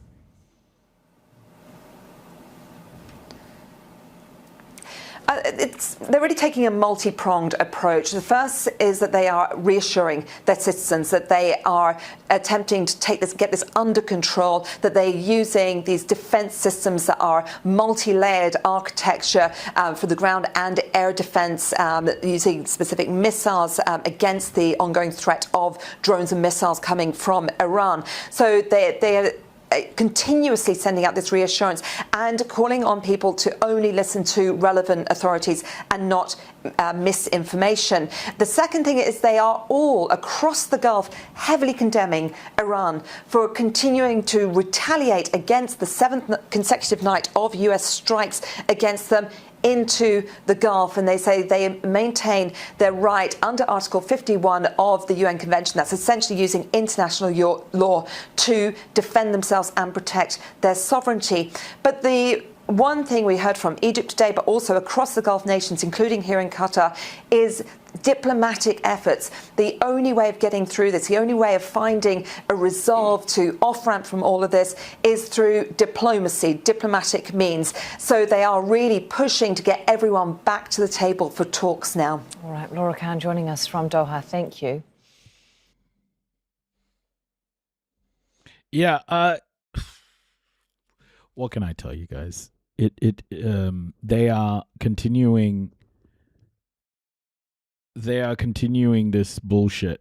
Just give me 1 second. Fuck, man. Why can't they make payment like easier, you know? Like, all these payment platforms just suck. I'm trying to pay for this guy, and that should be like the easiest thing. And it just doesn't work. Yeah, I've updated it. Okay.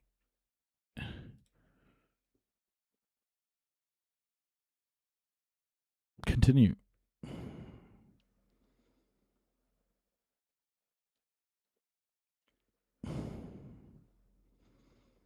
Why was there an error processing my freaking order, bro? Just do it.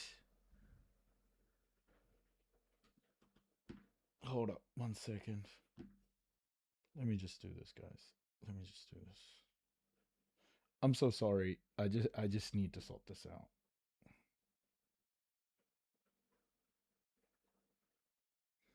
I just need to sort this out. Give me two seconds. I'll just play the song.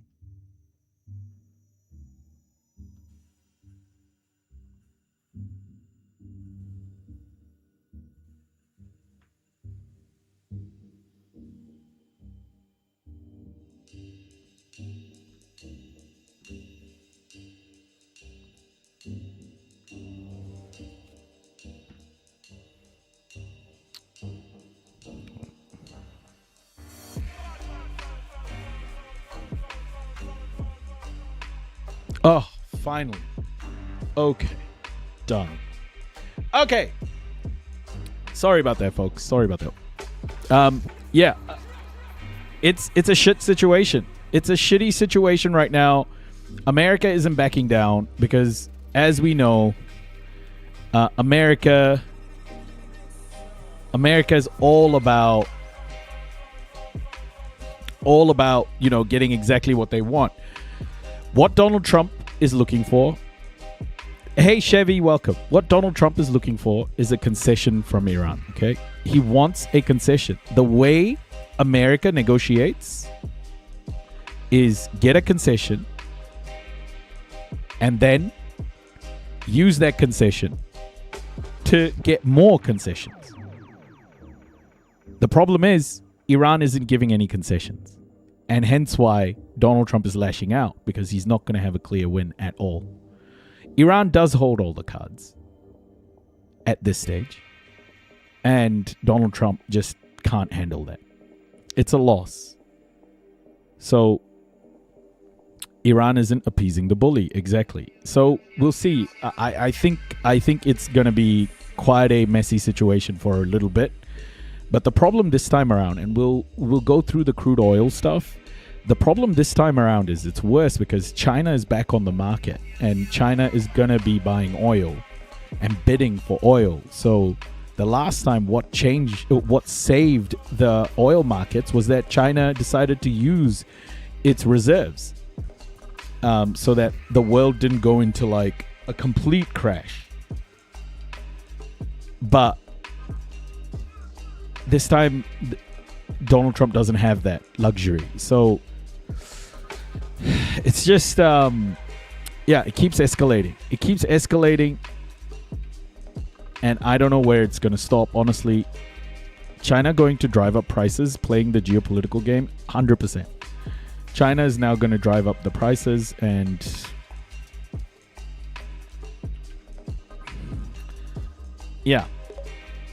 it's not good. Let me quickly talk about this video that we're about to watch quickly. So Sky News did an investigation about the Minab school bombing. Okay? And that was where the 160 or so girls, children, babies, children, were double tap strike by the US, Tomahawk missiles, and killed 160 children, bro. Fuck. Minab, if you remember. This is the investigation, the full-length investigation that Sky News has launched a day ago. Sorry, Sky News published a day ago. And yeah, here it is. So let's analyze this and walk through it.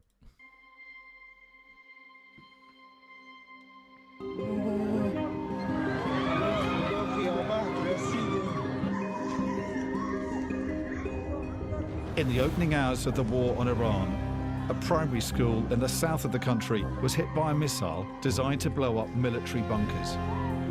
Based on what I've seen, that was done by Iran. We've been investigating. Can you explain why you cannot reveal what happened in Minab? We have a team in Minab. We saw denial. We've traveled to Iran to meet families and eyewitnesses. Child after child, grave after grave. It's actually quite overwhelming. We've identified all 120 children and 26 teachers from the school who were killed and reconstructed the strike in forensic detail. You can tell from the length of the shadows how tall those people are. Most of them are children. Piecing together the most comprehensive picture yet of how the incident unfolded. I just have a question, why?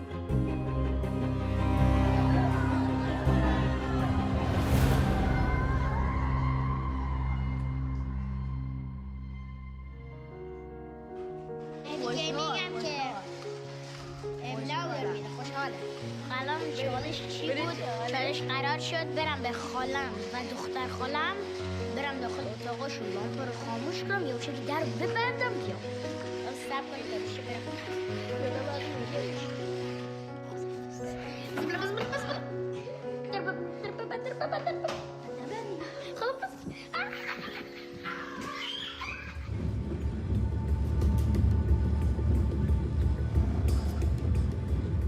We're on our way to Minab. It's a small agricultural town, hundreds of miles from Tehran, close to the Strait of Hormuz. It's been 3 months since America launched its war on Iran. It's very rare for Germans to be allowed this far south in Iran, even in peacetime. It's taken 4 days to get here, but we have finally arrived now in Minab.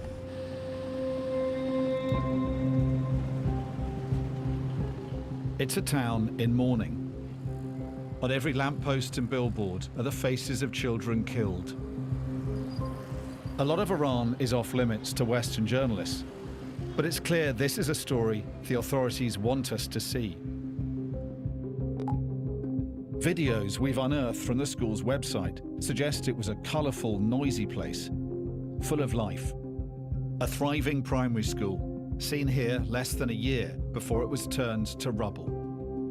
It's been widely reported a girls' school was struck, but the ground floor was a boys' school, and over 70 of them also died.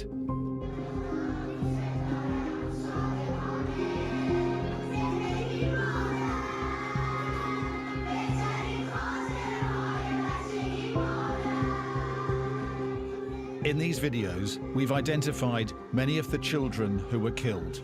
Seen here in the green jacket is 9-year-old Mohammed Taha, who was in year 4. 8 out of 15 children in his class were killed. I'm on my way to meet his parents. Fuck. We had to I don't know seek if I'll government be permission to be here, able to keep but it are free together, to but talk we'll to see. anyone on our list of victims I'm and feeling survivors. a bit fragile. Like Mohammed always, man. Taha was Masood and Khadija's eldest child.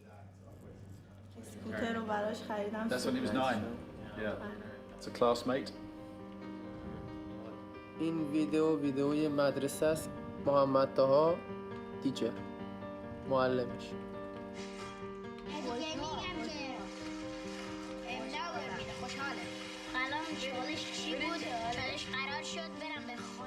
عصر خونه ما دیگه مثل گیم نت میشد. همینجا جمع میشدن بازی میکردن. همیشه خونه ما سر صدا و شلوغ بود. بریم قراره همیچی مهدی اینجاست که کانالش همیچی چند روز دیگه میاد. تو فضای رسانه خیلی دوست داشت تو یه صفحه داشته باشه، ولی من بهش گفته بودم فعلا تو باید تمرکز کنی رو درس خوندنت. الان وقتش نیست. واسه تو اگه لایک رو به 20 تا برسونین، 20 تا دیگه لایک کنین، واسه تو یه ویدیو بلند لبوبویی میذارم. I'll make you a Labubu video. آنباکس هم میذارم واسه تو. موقعی هم که ایلیا به دنیا اومد خیلی داداشش رو دوست داشت.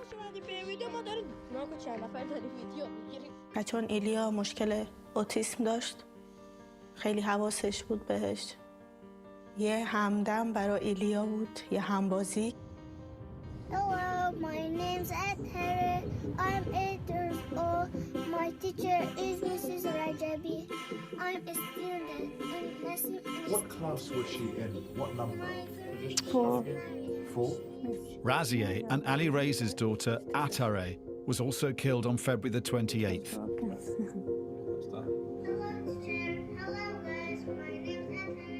Atara was a clever, smart, lovely girl. She was a small girl but had big dreams. Hello, teacher. I don't like cakes. She liked learning English. I like plums.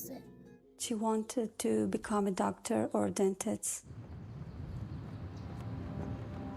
اون روز 6 ربع که بیدار شدم محمد ها رو بیدار کردم و آمادش کردم.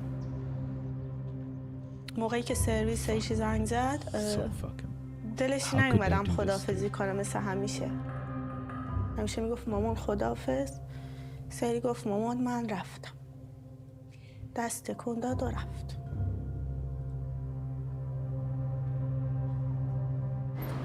On the morning of the strike, Wajiha Zakari was with her year 6 class.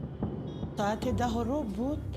یکی از همکارای ما داخل اینستا بود فکر کنم نگاه کرده و گفته بود بیت رهبری رو زدن. گفتن انگاری جنگ شروع شده. صدای زنگ گوشیم اومدم دیدم معلم تاها بود و بلافاصله تا من رسیدم گوشی قطع شد.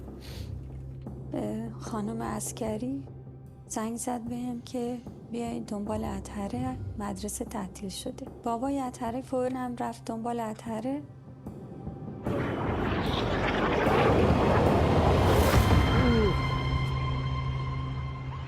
یک صدای سوت وحشتناکی اومد، انگار یه چیزی خورد به مدرسه که اصلا انگاری گوشم کر شده باشه. صدایی نمیشنیدم. اون لحظه میگم فقط این تو ذهنم بود که بچه ها چی شدن. A nearby building had been struck. 10 seconds later, the school took a direct hit.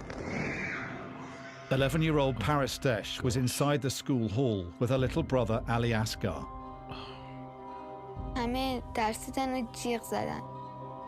خواستم داداشم بیارم سمت خودم که در امان باشه که دومی رو زد شد. Kia dinga fan. گفتم بچه ها سریع برین سمت خیابون دیگه، تو این محوطه نمونید. فقط جیغ میزدم. بعد من همینجوری که داشتم پرد میشدم یادمه که مثلا همه جا آتیشی بود. این موج انفجار خیلی خونه ما رو تکون داد. رفتم تو کوچه دیدم همه ترسیده بودن، یه هیاهویی داشتن. زنگ زدم به باباش، گفتم یه صدای اومد، شما شنیدین؟ گفتن مینابو زدن. گفتم میناب چی داره بخوان بزنم؟ چون دودو میدیدیم حرکت کردیم. بیشترین چیزی که حالا تصور من میگفتم خدا کنی اتفاق نیفته، مثلا یه مکان عمومی زده باشه. اون روز هم خیلی شلوغ بود. حالا همه مردم تقریبا که تو جاده بودن یا تو خونه بودن همشون مثل ما به سمت همون ستون دود داشتن حرکت میکردن. یه مسیری رو نمیشد رفت دیگه. ماشین رو پارک کردیم و فقط میدویدیم.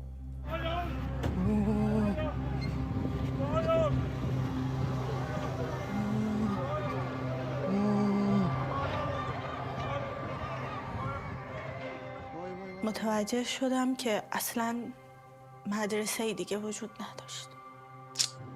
هی با بابای اطهره تماس میگرفتم تا اینکه تماسم برقرار شد و فقط صدای جیغ میشنیدم.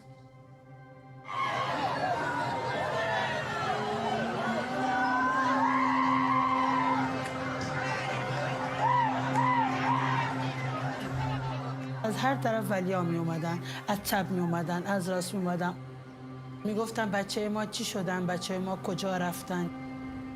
اصلا هیچ جوابی نداشتم که به اینا بدم.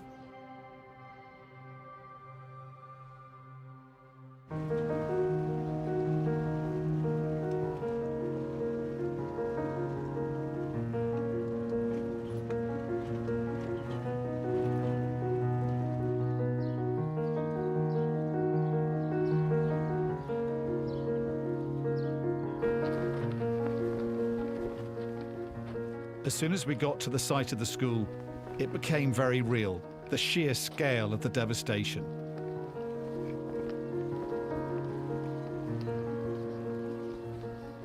تمام اینا تیکای مدرسه بود. موقعی که ما وارد این منطقه شدیم، این محوطه شدیم، با یک صحنه خیلی وحشتناک محیرالعقولی روبرو شدیم که دود داره بلند میشه. از اینجا دود بلند میشد، از این ساختمون پشتی دود بلند میشد و از اینجا، و ما خیلی متعجب شدیم که چرا مدرسه رو زدن.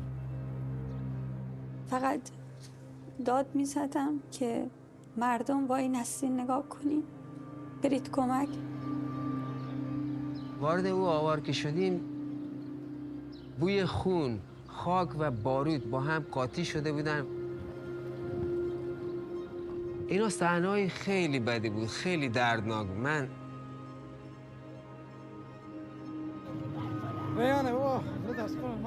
بچه‌هایی که از زیر آوار می آوردن بیرون شناخته نمی شدن که اینا دختره یا پسر. What happened, Imperial Gamer Dev, What's happened? Tell us. 4 دستو با افتادم رو زمین. گفتم محمد تا نفسش میگیره. تو رو خدا سریع بیارینش بیرون. سنگ برداشتم میگفتم خودمو میزنم میکشم یا بچه منو بیاریم بیرون هرچی زودتر روشا خفه میشه. اینا تاثیر گذاشته 100% تو زندگی من و این چیزیه که حالا شاید از یادها نره، همیشه زنده باشه تو ذهن من، تو ذهن خیلی از مردم میناب.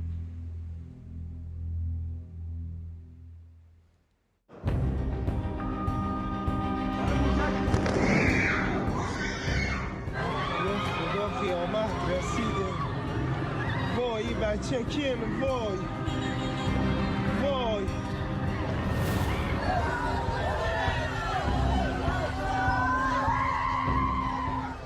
زیر آوار بودم، بدون نفس میکشیدم، احساس میکردم این نفس زیر پای منه، داره تکون میخوره. من با خودم فشار می آوردم که سنگایی که روی منه بیفتن ولی نمیشد. یه نفر اول یه تونلی باز شد، رفتن پایین. یکی از دانش آموزا زنده بود و داشت میگفت چی شده کجا من؟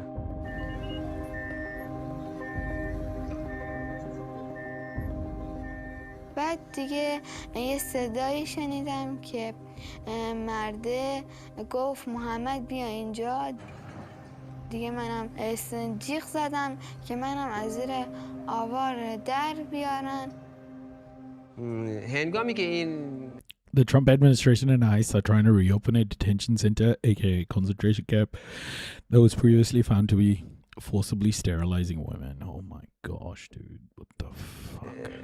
میخواستن این دانش آموز رو بیارن بیرون، متوجه شدن که یکی دوباره هست کناری و اونم زنده است. بعد دیگه بیهوش شدم، یادم نمیاد که منو چجور از زیر آوار در آوردن، ولی توی بیمارستان دوباره به هوش اومدم. نزدیکای بعد از ظهر بود که یه تماس با ما گرفته شد، اطهره پیدا شده. اطهره رو اکسیژنش میدیم تا بیمارستان. استانم همینجور شلوغ بود، عین مدرسه، همه خانواده اومده بودن اونجا و مدام ماشین جنازه برمیومد. روز حادثه من شیفت بودم، شیفت صبح بودم. خیلی روزای بدی، اصلا خیلی. بچه های نازنین با لباس ورزشی بودن، با کفش ورزشی، یکیشون پا نداشت، یکیشون دست نداشت. خیلی هم کیفاشون دست ما رسید، کیفاشون سالم بود. بعضیشون لقمه غذاشون هنوز داخلش بود، میوه هاشون که مادرشون قشنگ بسته‌بندی کرده بودن، همشون آجیلاشون همه تو ظرفاشون سالم دست نخورده بود.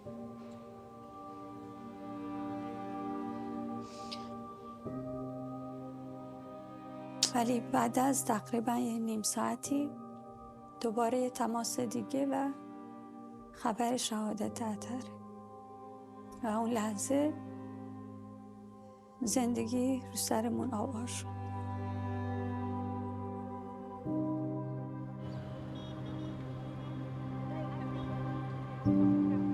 هر ماشینی که میومد همه خانواده ها میدویدن. یه امید واهی داشتن، با خودشون میگفتن بچه‌مون توی این نباشه. میترسیدن ولی میدویدن که ببینن اینا بچه‌شون هستن یا نیستن. دانش آموز چه گناهی کرده؟ بچه من با آمبولانس بیاد، تو آمبولانس باشه، فقط نفس بکشه، من چیز دیگه نمیخوام.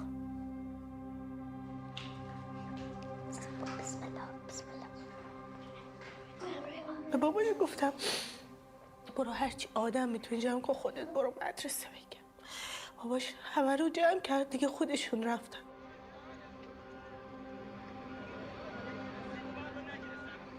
تا آخرای شب دیگه اینا رفتن اونجا، مردمم دیده بودن، رفته بودن کمکشون دیگه، تا جایی که اون موشک اون بمب رو پیدا کرده بودن، صاف کردن زمین و به اون گودی رسیدن و فقط یک سطل انگشت و پوست و گوشت جمع کردن، همینه که چسبیده بود به موشک.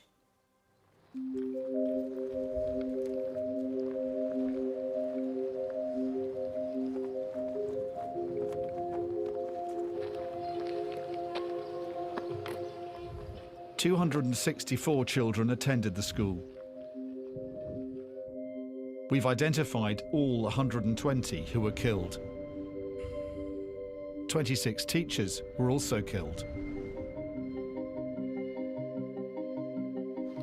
including the school's head teacher, found, we were told, in the rubble, her arms around students she was trying to protect."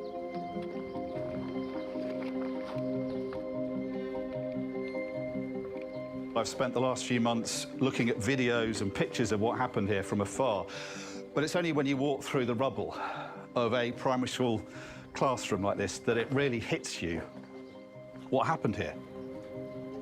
In the days after the strike, news reports were confused. Conflict. According to Iranian officials, dozens of girls were killed. Online, some are speculating that it was a failed missile launch by Iran. But soon speculation mounts. It could be the US. What appears to be more than 100 young girls in Iran killed mistakenly.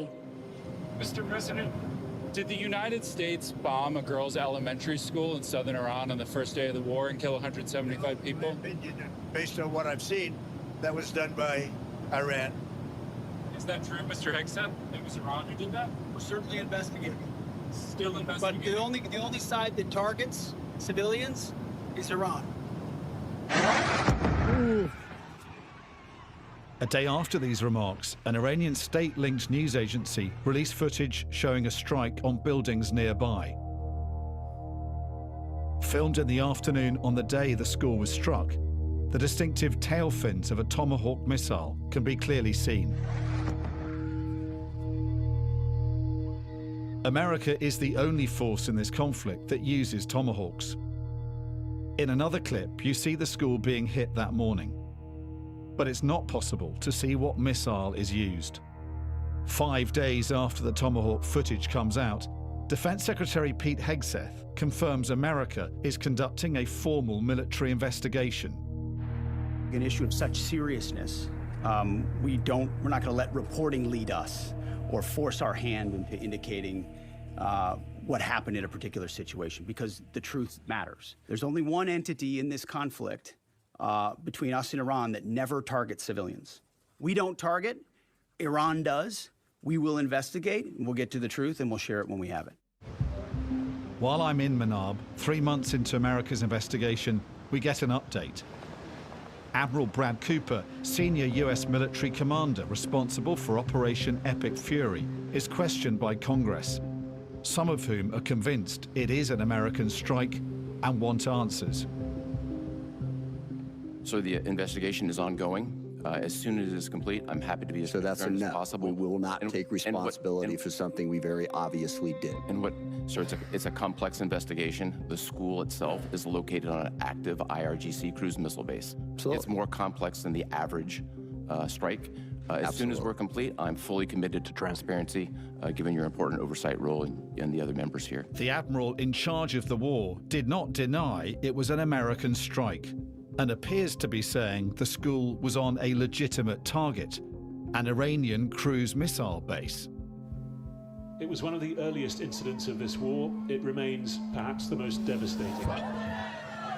A school in the southern town of Minab destroyed on Saturday morning.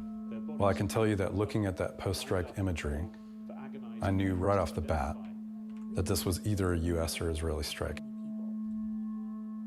Wes Bryant is a former targeting specialist with the US Air Force.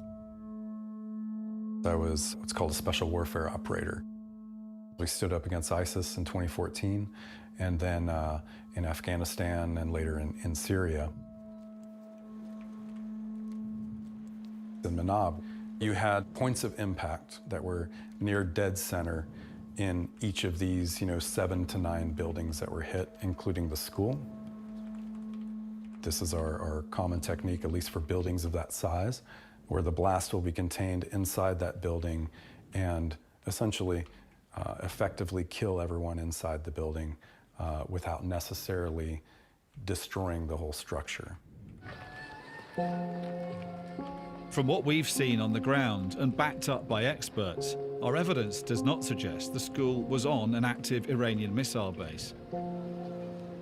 While some buildings nearby are linked to a naval missile brigade, the school is entirely separated by a wall. Had there been munitions in any of the buildings struck that day, there would likely have been a series of secondary explosions. There were not. Like much civilian infrastructure in Iran, the school was affiliated to the IRGC, the primary military and economic institution. But it was not specifically a school for children of military families. And even then, all schools are protected by international law.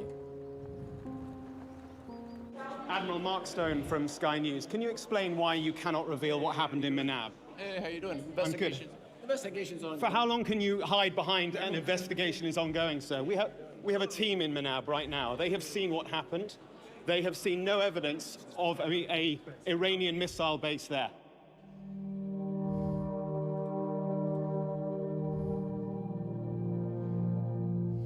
دیگه گفتم اکثر بچه‌ها پیدا شدن و فردا صبح تشییع پیکرشونه. I hope this is a moment where America just all of its imperialist structure gets dismantled. These kids, man, like I can't, I've seen so many children being bombed, mutilated. Like, I just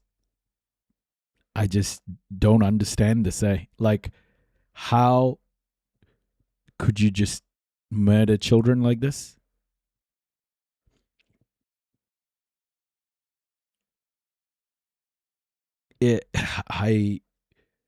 I want nothing to do with America, honestly. I think America is the worst place in the world. I think people should stay away from America. I think Americans need to acknowledge how evil their country is. I think Americans need to start making changes because this is not fucking okay, man.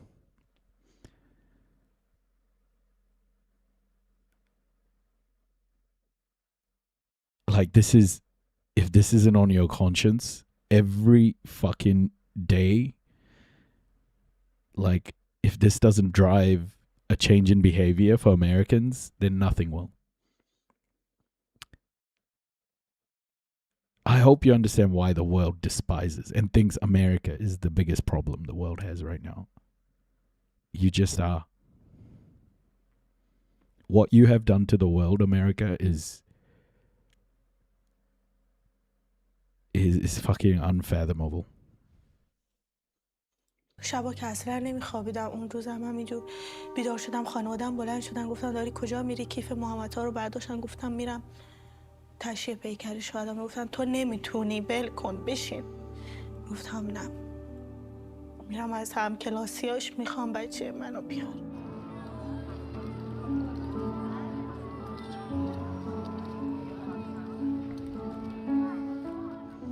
اون روز خیلی جمعیت اومده بودن. من اونجا با یک کیف تو بغل داشتم میرم. فکر نمی‌کردم یه روز حسرت یه تابوت رو بخورم.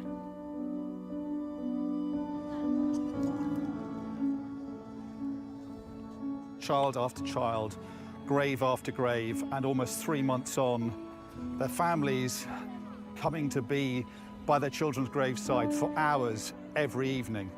This is actually quite overwhelming. My time with the parents here in Manab will stay with me forever. We've gathered evidence vital to piecing together the story of what really happened on February the 28th. The Americans have not officially acknowledged responsibility, but all the experts we've spoken to question who else it could have been. If that's the case, how could they have got it so wrong? Can you now say whether you will hold anyone in your administration accountable for the strike on a school that killed more than 100 children on the first day of the war? No, if it was a fault, and as you know, that's under investigation, it's such a strange question to be asked at this state, because you're talking about a long time ago, but nobody did that on purpose. What about the thousands of people that were killed by Iran? No, mistakes are made. The war is nasty. But I know it's under investigation, and I could have a report for you tomorrow. In the absence of a US report on the strike, we want to forensically examine all the evidence we can find about the site of the school and how it could have become a target. Back in London, I'm meeting Ben and Anua from our data and forensics team, who've been examining the story for months. Helping us is Dr. Samana Mwafi from Forensic Architecture, experts in reconstructing and investigating possible crime scenes. So I'm going to show a little bit of the 3D model, and I'll show you a walkthrough that we created.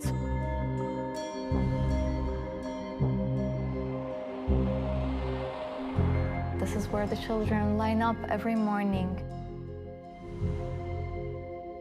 Before you actually went to Minab, we were going through all of these pictures and videos that we'd taken from the archived web pages of the school's website. And really, we were just watching these videos over and over again so that we could figure out how these rooms slotted together.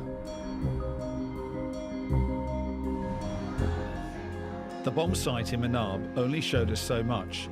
Meticulously reconstructing the school in 3D as it was helps us recreate the events of the strike and explain why it was so deadly. This is amazing because you're actually you're going into the school, you're winding the clock back. We're getting a sense now of exactly where each classroom was. Exactly. We've been told lessons were going on as normal on the day of the strike, but about an hour before the school was hit, teachers had started calling parents to collect their children. Some of the boys were in the playground, and we've been told many of the girls were waiting in the prayer room. CCTV footage shows the wider compound was hit 9 times at 11:22 in the morning. If I kind of like toggle through, the first strike would have been only 120 meters away from the school building. The strike at the school building is happening 10 seconds after. We now think we know how Mohammed Taha died. He was apparently in the playground at the time when the missiles first started coming down on the compound. And he ran inside the school, we were told, trying to get back to his classroom, and then was hit by a missile directly on the school. So he would have been in this playground here, and then when the missile hit the building nearby, he would have been terrified and would have run into the building. Yeah. Weapons experts have told us the size and shape of the crater is consistent with a tomahawk. The missile penetrated the roof and the first floor before exploding, leaving a 5-meter wide crater.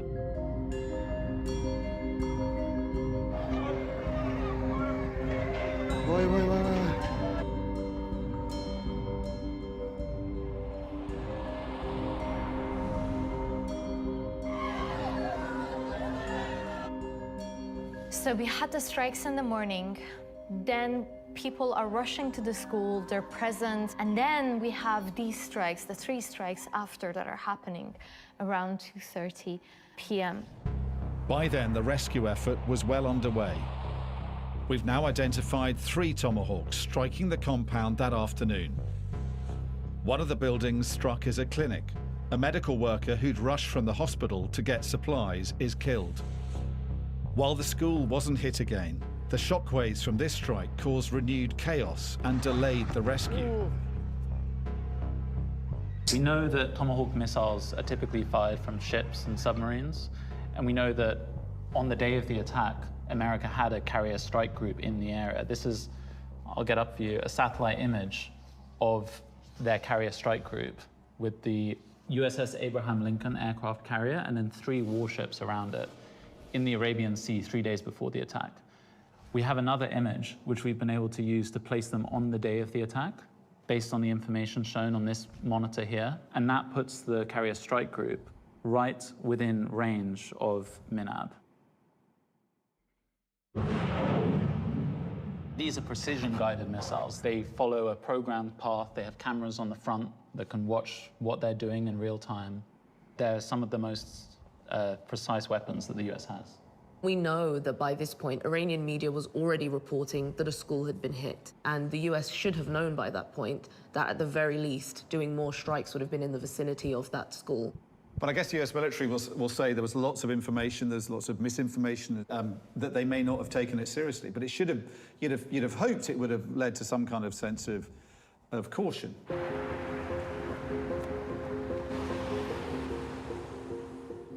After retiring from the Air Force, Wes Bryant took up a new role at the Pentagon. I was the chief of civilian harm assessments for the entire Department of Defense. In recent years, the US military have been working on ways to learn from mistakes and ensure they didn't happen again. A key part of that was improving the military's list of places protected under international law, like schools and hospitals, known as no-strike lists. We're actively working toward how do we get updated no-strike lists, keep an updated database in anywhere we're operating now. How do we make this process better? So why might US commanders in charge of Operation Epic Fury have thought this was a legitimate target? What it appears to me is that they hit the entirety of this compound, what they thought was a Iranian naval headquarters. Their imagery was old and their targeting information was old.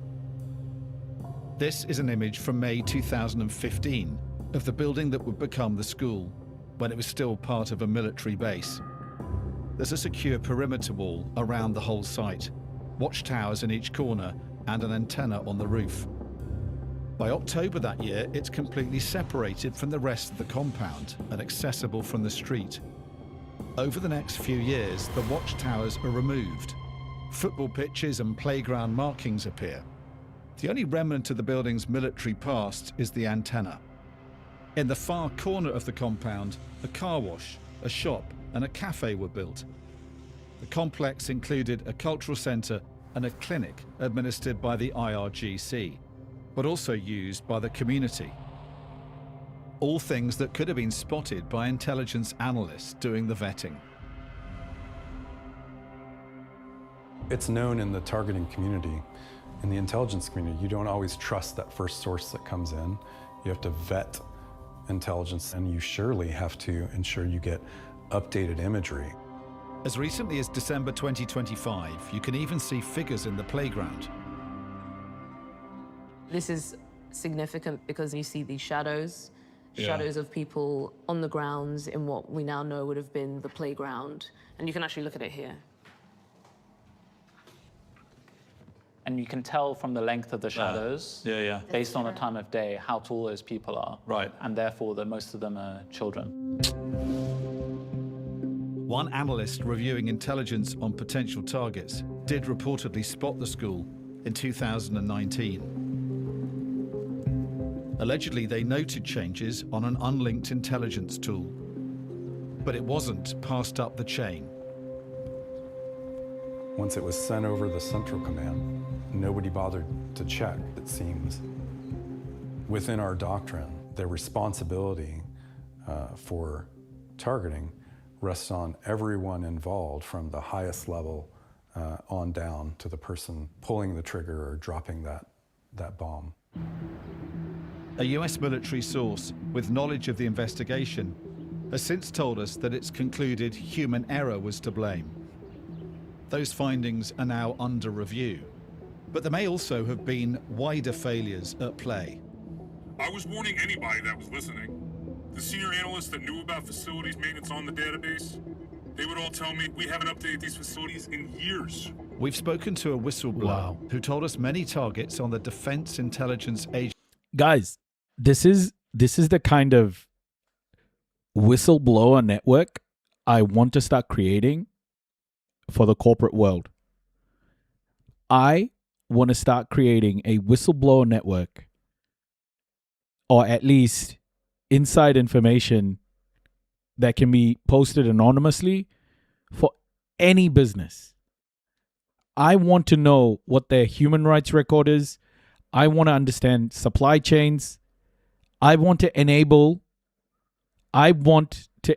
people within these companies, the workers, to be able to provide information safely and securely and within legal remits to be able to say, okay, these people aren't doing business the way. I want to start holding every fucking business to account. I am going to be relentless as fuck. Every business, I don't give a fuck who it is. I put a message out, obviously on LinkedIn, with my brother who did a deal with Modi. I want to, like, any CEO, any board member, anyone, I want them to understand that they cannot get away with this shit anymore, man. They just can't.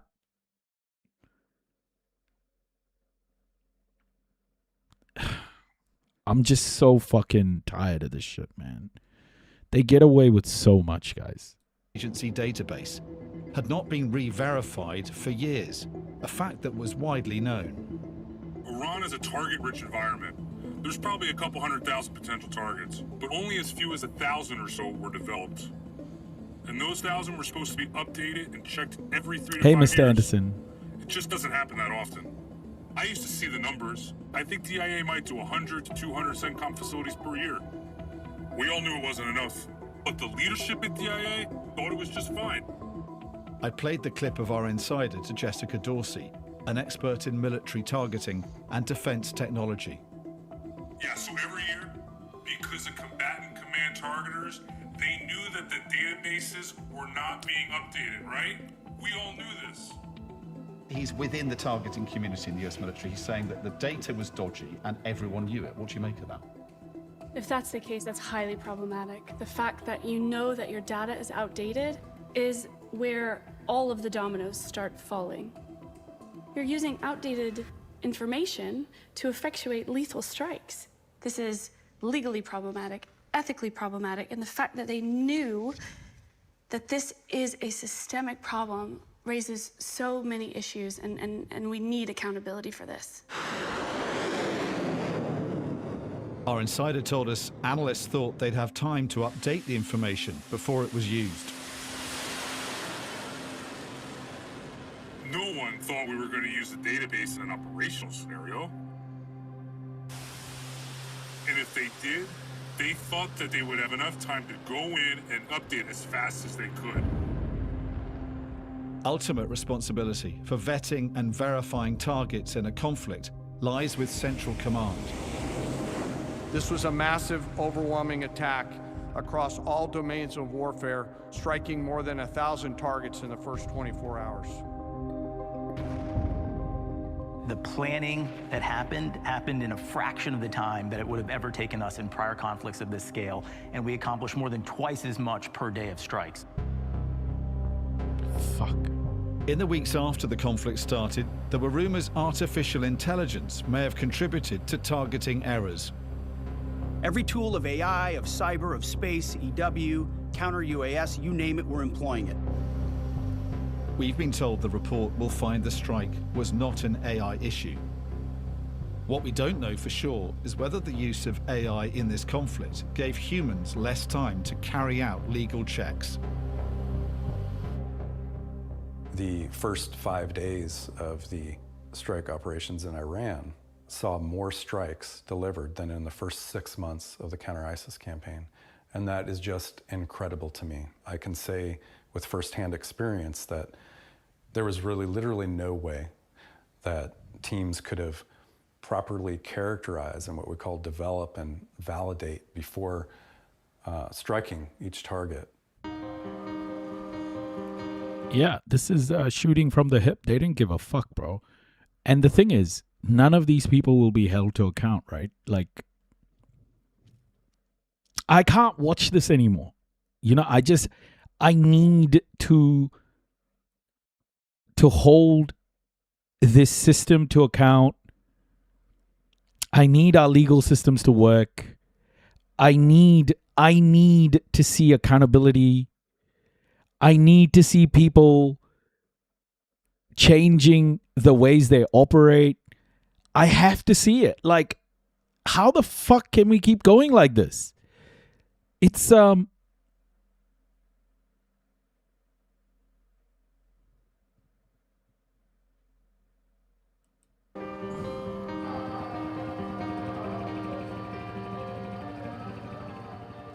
یک ماه گذشته بود از حادثه. به ما خبر دادن که محمدها پیدا شده. فکر کردم بهم نشون میدن. ولی موقعی که رفتیم یک بچه‌ای که 10 سال زحمتش کشیده بودم اندازه یک نوزاد کفن پوش کرده بودم بهم دادن. گفتم بفرما این بچه‌ت. من صورت بچه‌م ندیدم.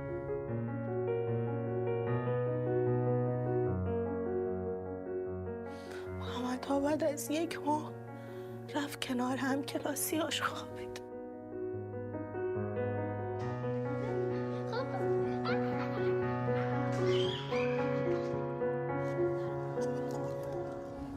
اون شب تا صبح گلزار بودم. میترسیدم. محمدها از تاریکی میترسید.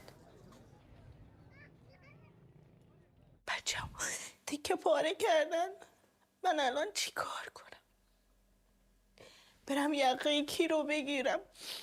زورم به کی میرسه؟ Good morning and welcome to the War Department.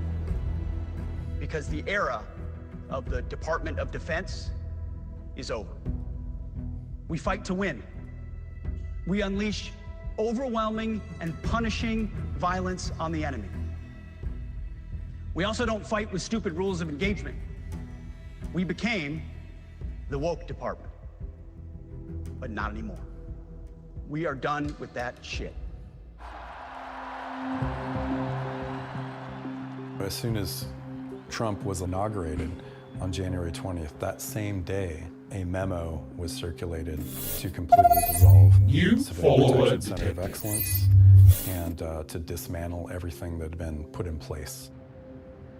We had what we call these transition teams that come into the Pentagon, and they're scouring for all of these entities and programs that they think are woke, that they want to dismantle.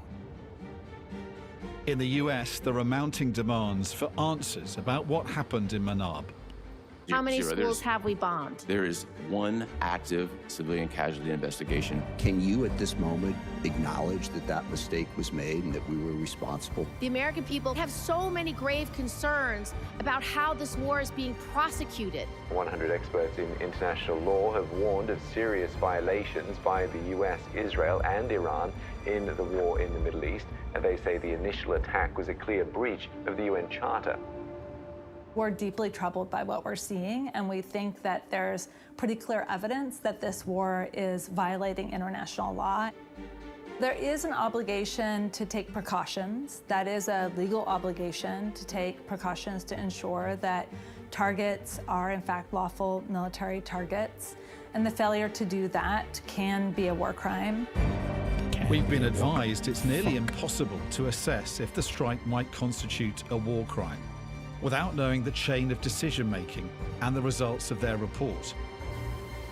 Mark Stone, Sky's US correspondent, has been pressing for an answer on when it will come out.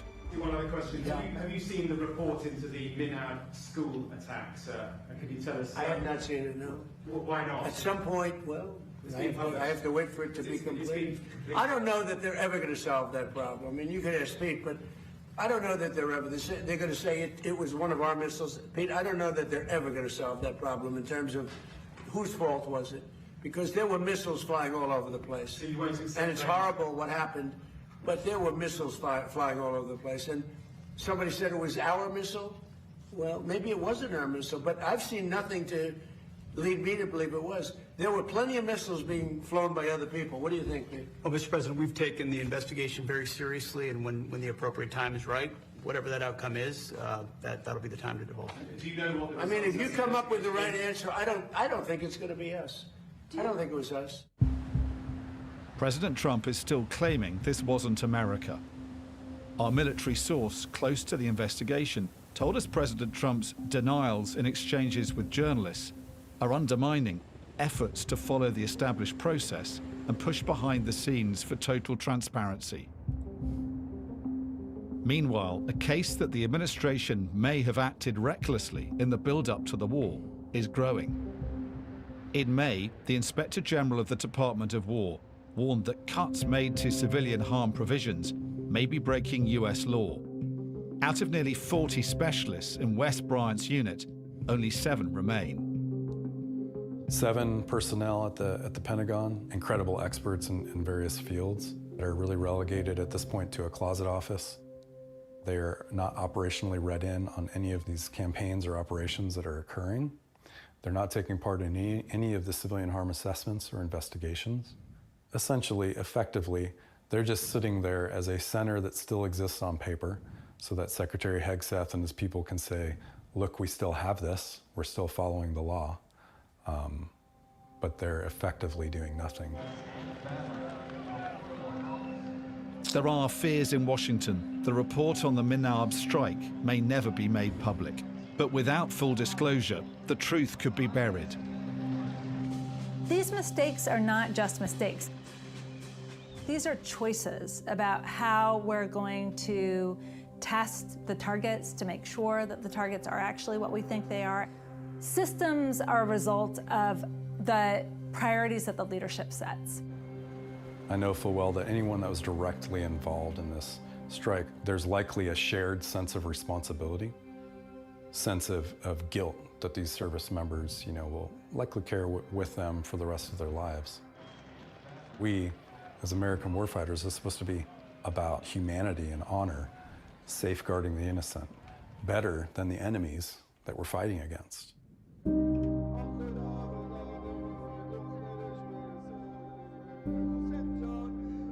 I'm in Tehran to report on the funeral of Ayatollah Khamenei, the former leader of Iran, killed on the same day as the school children. I see some Minab families here. They've been hosted by the mayor of Tehran. It's clear the government wants to place the strike at the heart of national mourning. Iranians, of course, have seen more than their fair share of funerals. Security forces have killed thousands of protesters and bystanders in the last year alone. And despite blaming the protests on foreign actors, continue to arrest and execute more of their own people. For those not here mourning, there's an undercurrent of resentment and frustration that the war has simply made the regime stronger. In Minab, there is no end to the mourning. یعنی الان هر چی داره از اون روز بیشتر میگذره انگاری این خلای تو قلب من داره بیشتر میشه بیشتر بیادشون میافتن بیشتر دلتنگشون میشم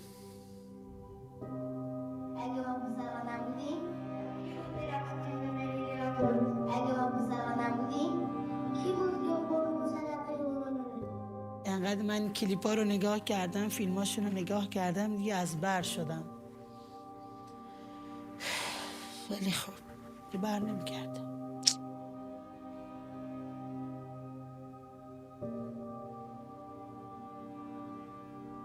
I feel lost.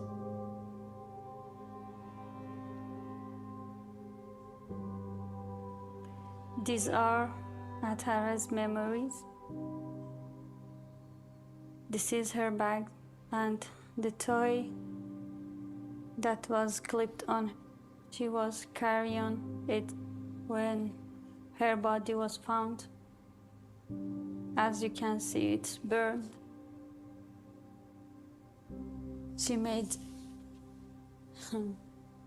small hands. I don't feel her hands now.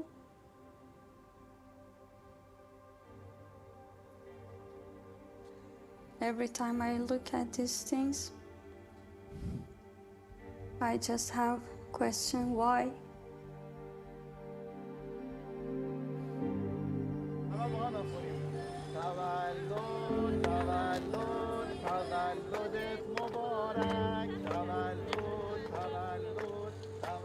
همش هم منتظر بود که روز تولدش برسه.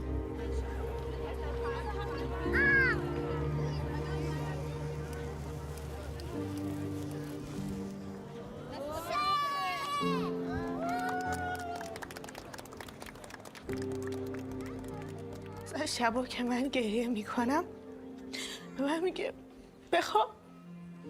بخواب تا میاد. دوست نداره قبول کنه و فکر میکنه تا برمیگرد. چون پسر خیلی آروم و مهربونی بود و با همه بازی میکرد، همه دوستش داشتن.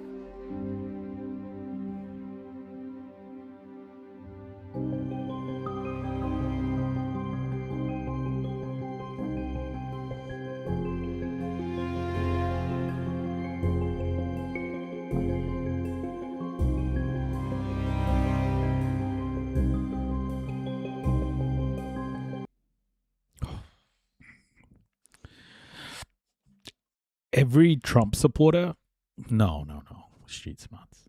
Every American, because the world isn't going to go, oh, we're just going to, blame the Trump supporters.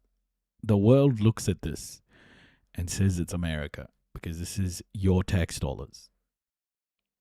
So, no, this is not just about Trump supporters. This is about American imperialism.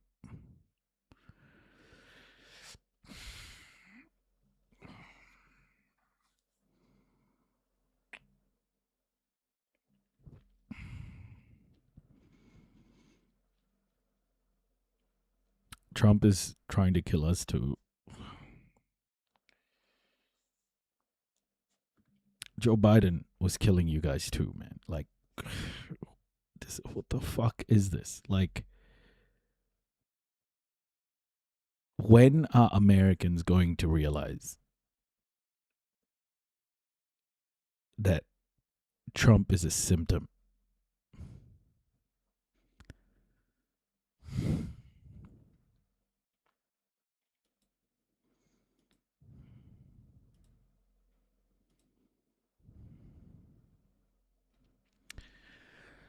Anyway, guys, I'm gonna go. I'm gonna go give my son a cuddle. I think I missed our cuddle. She's probably waiting. I'm gonna go. That's enough for today. This is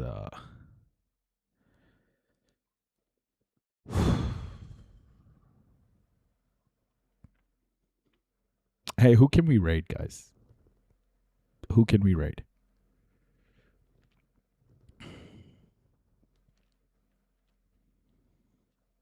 Yeah, it's just fucking insane, man.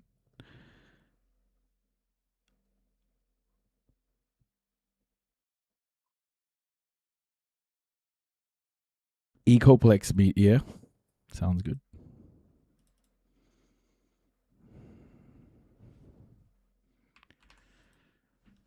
When I remember when this strike first happened,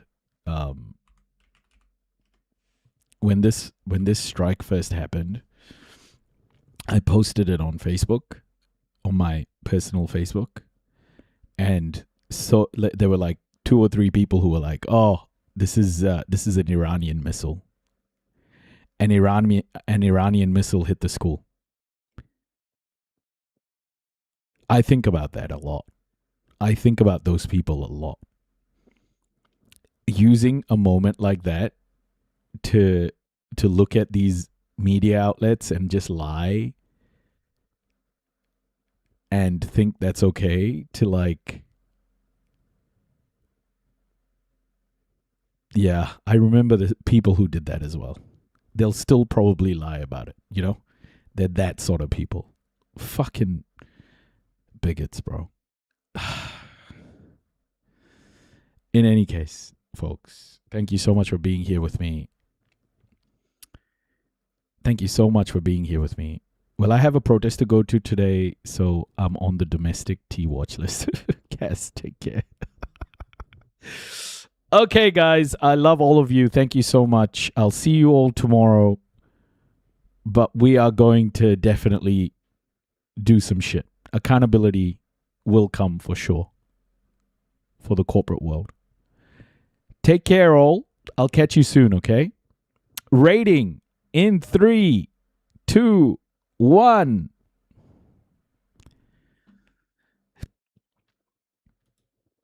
And YouTube, Kakite. I'll catch you all soon. Jimmy.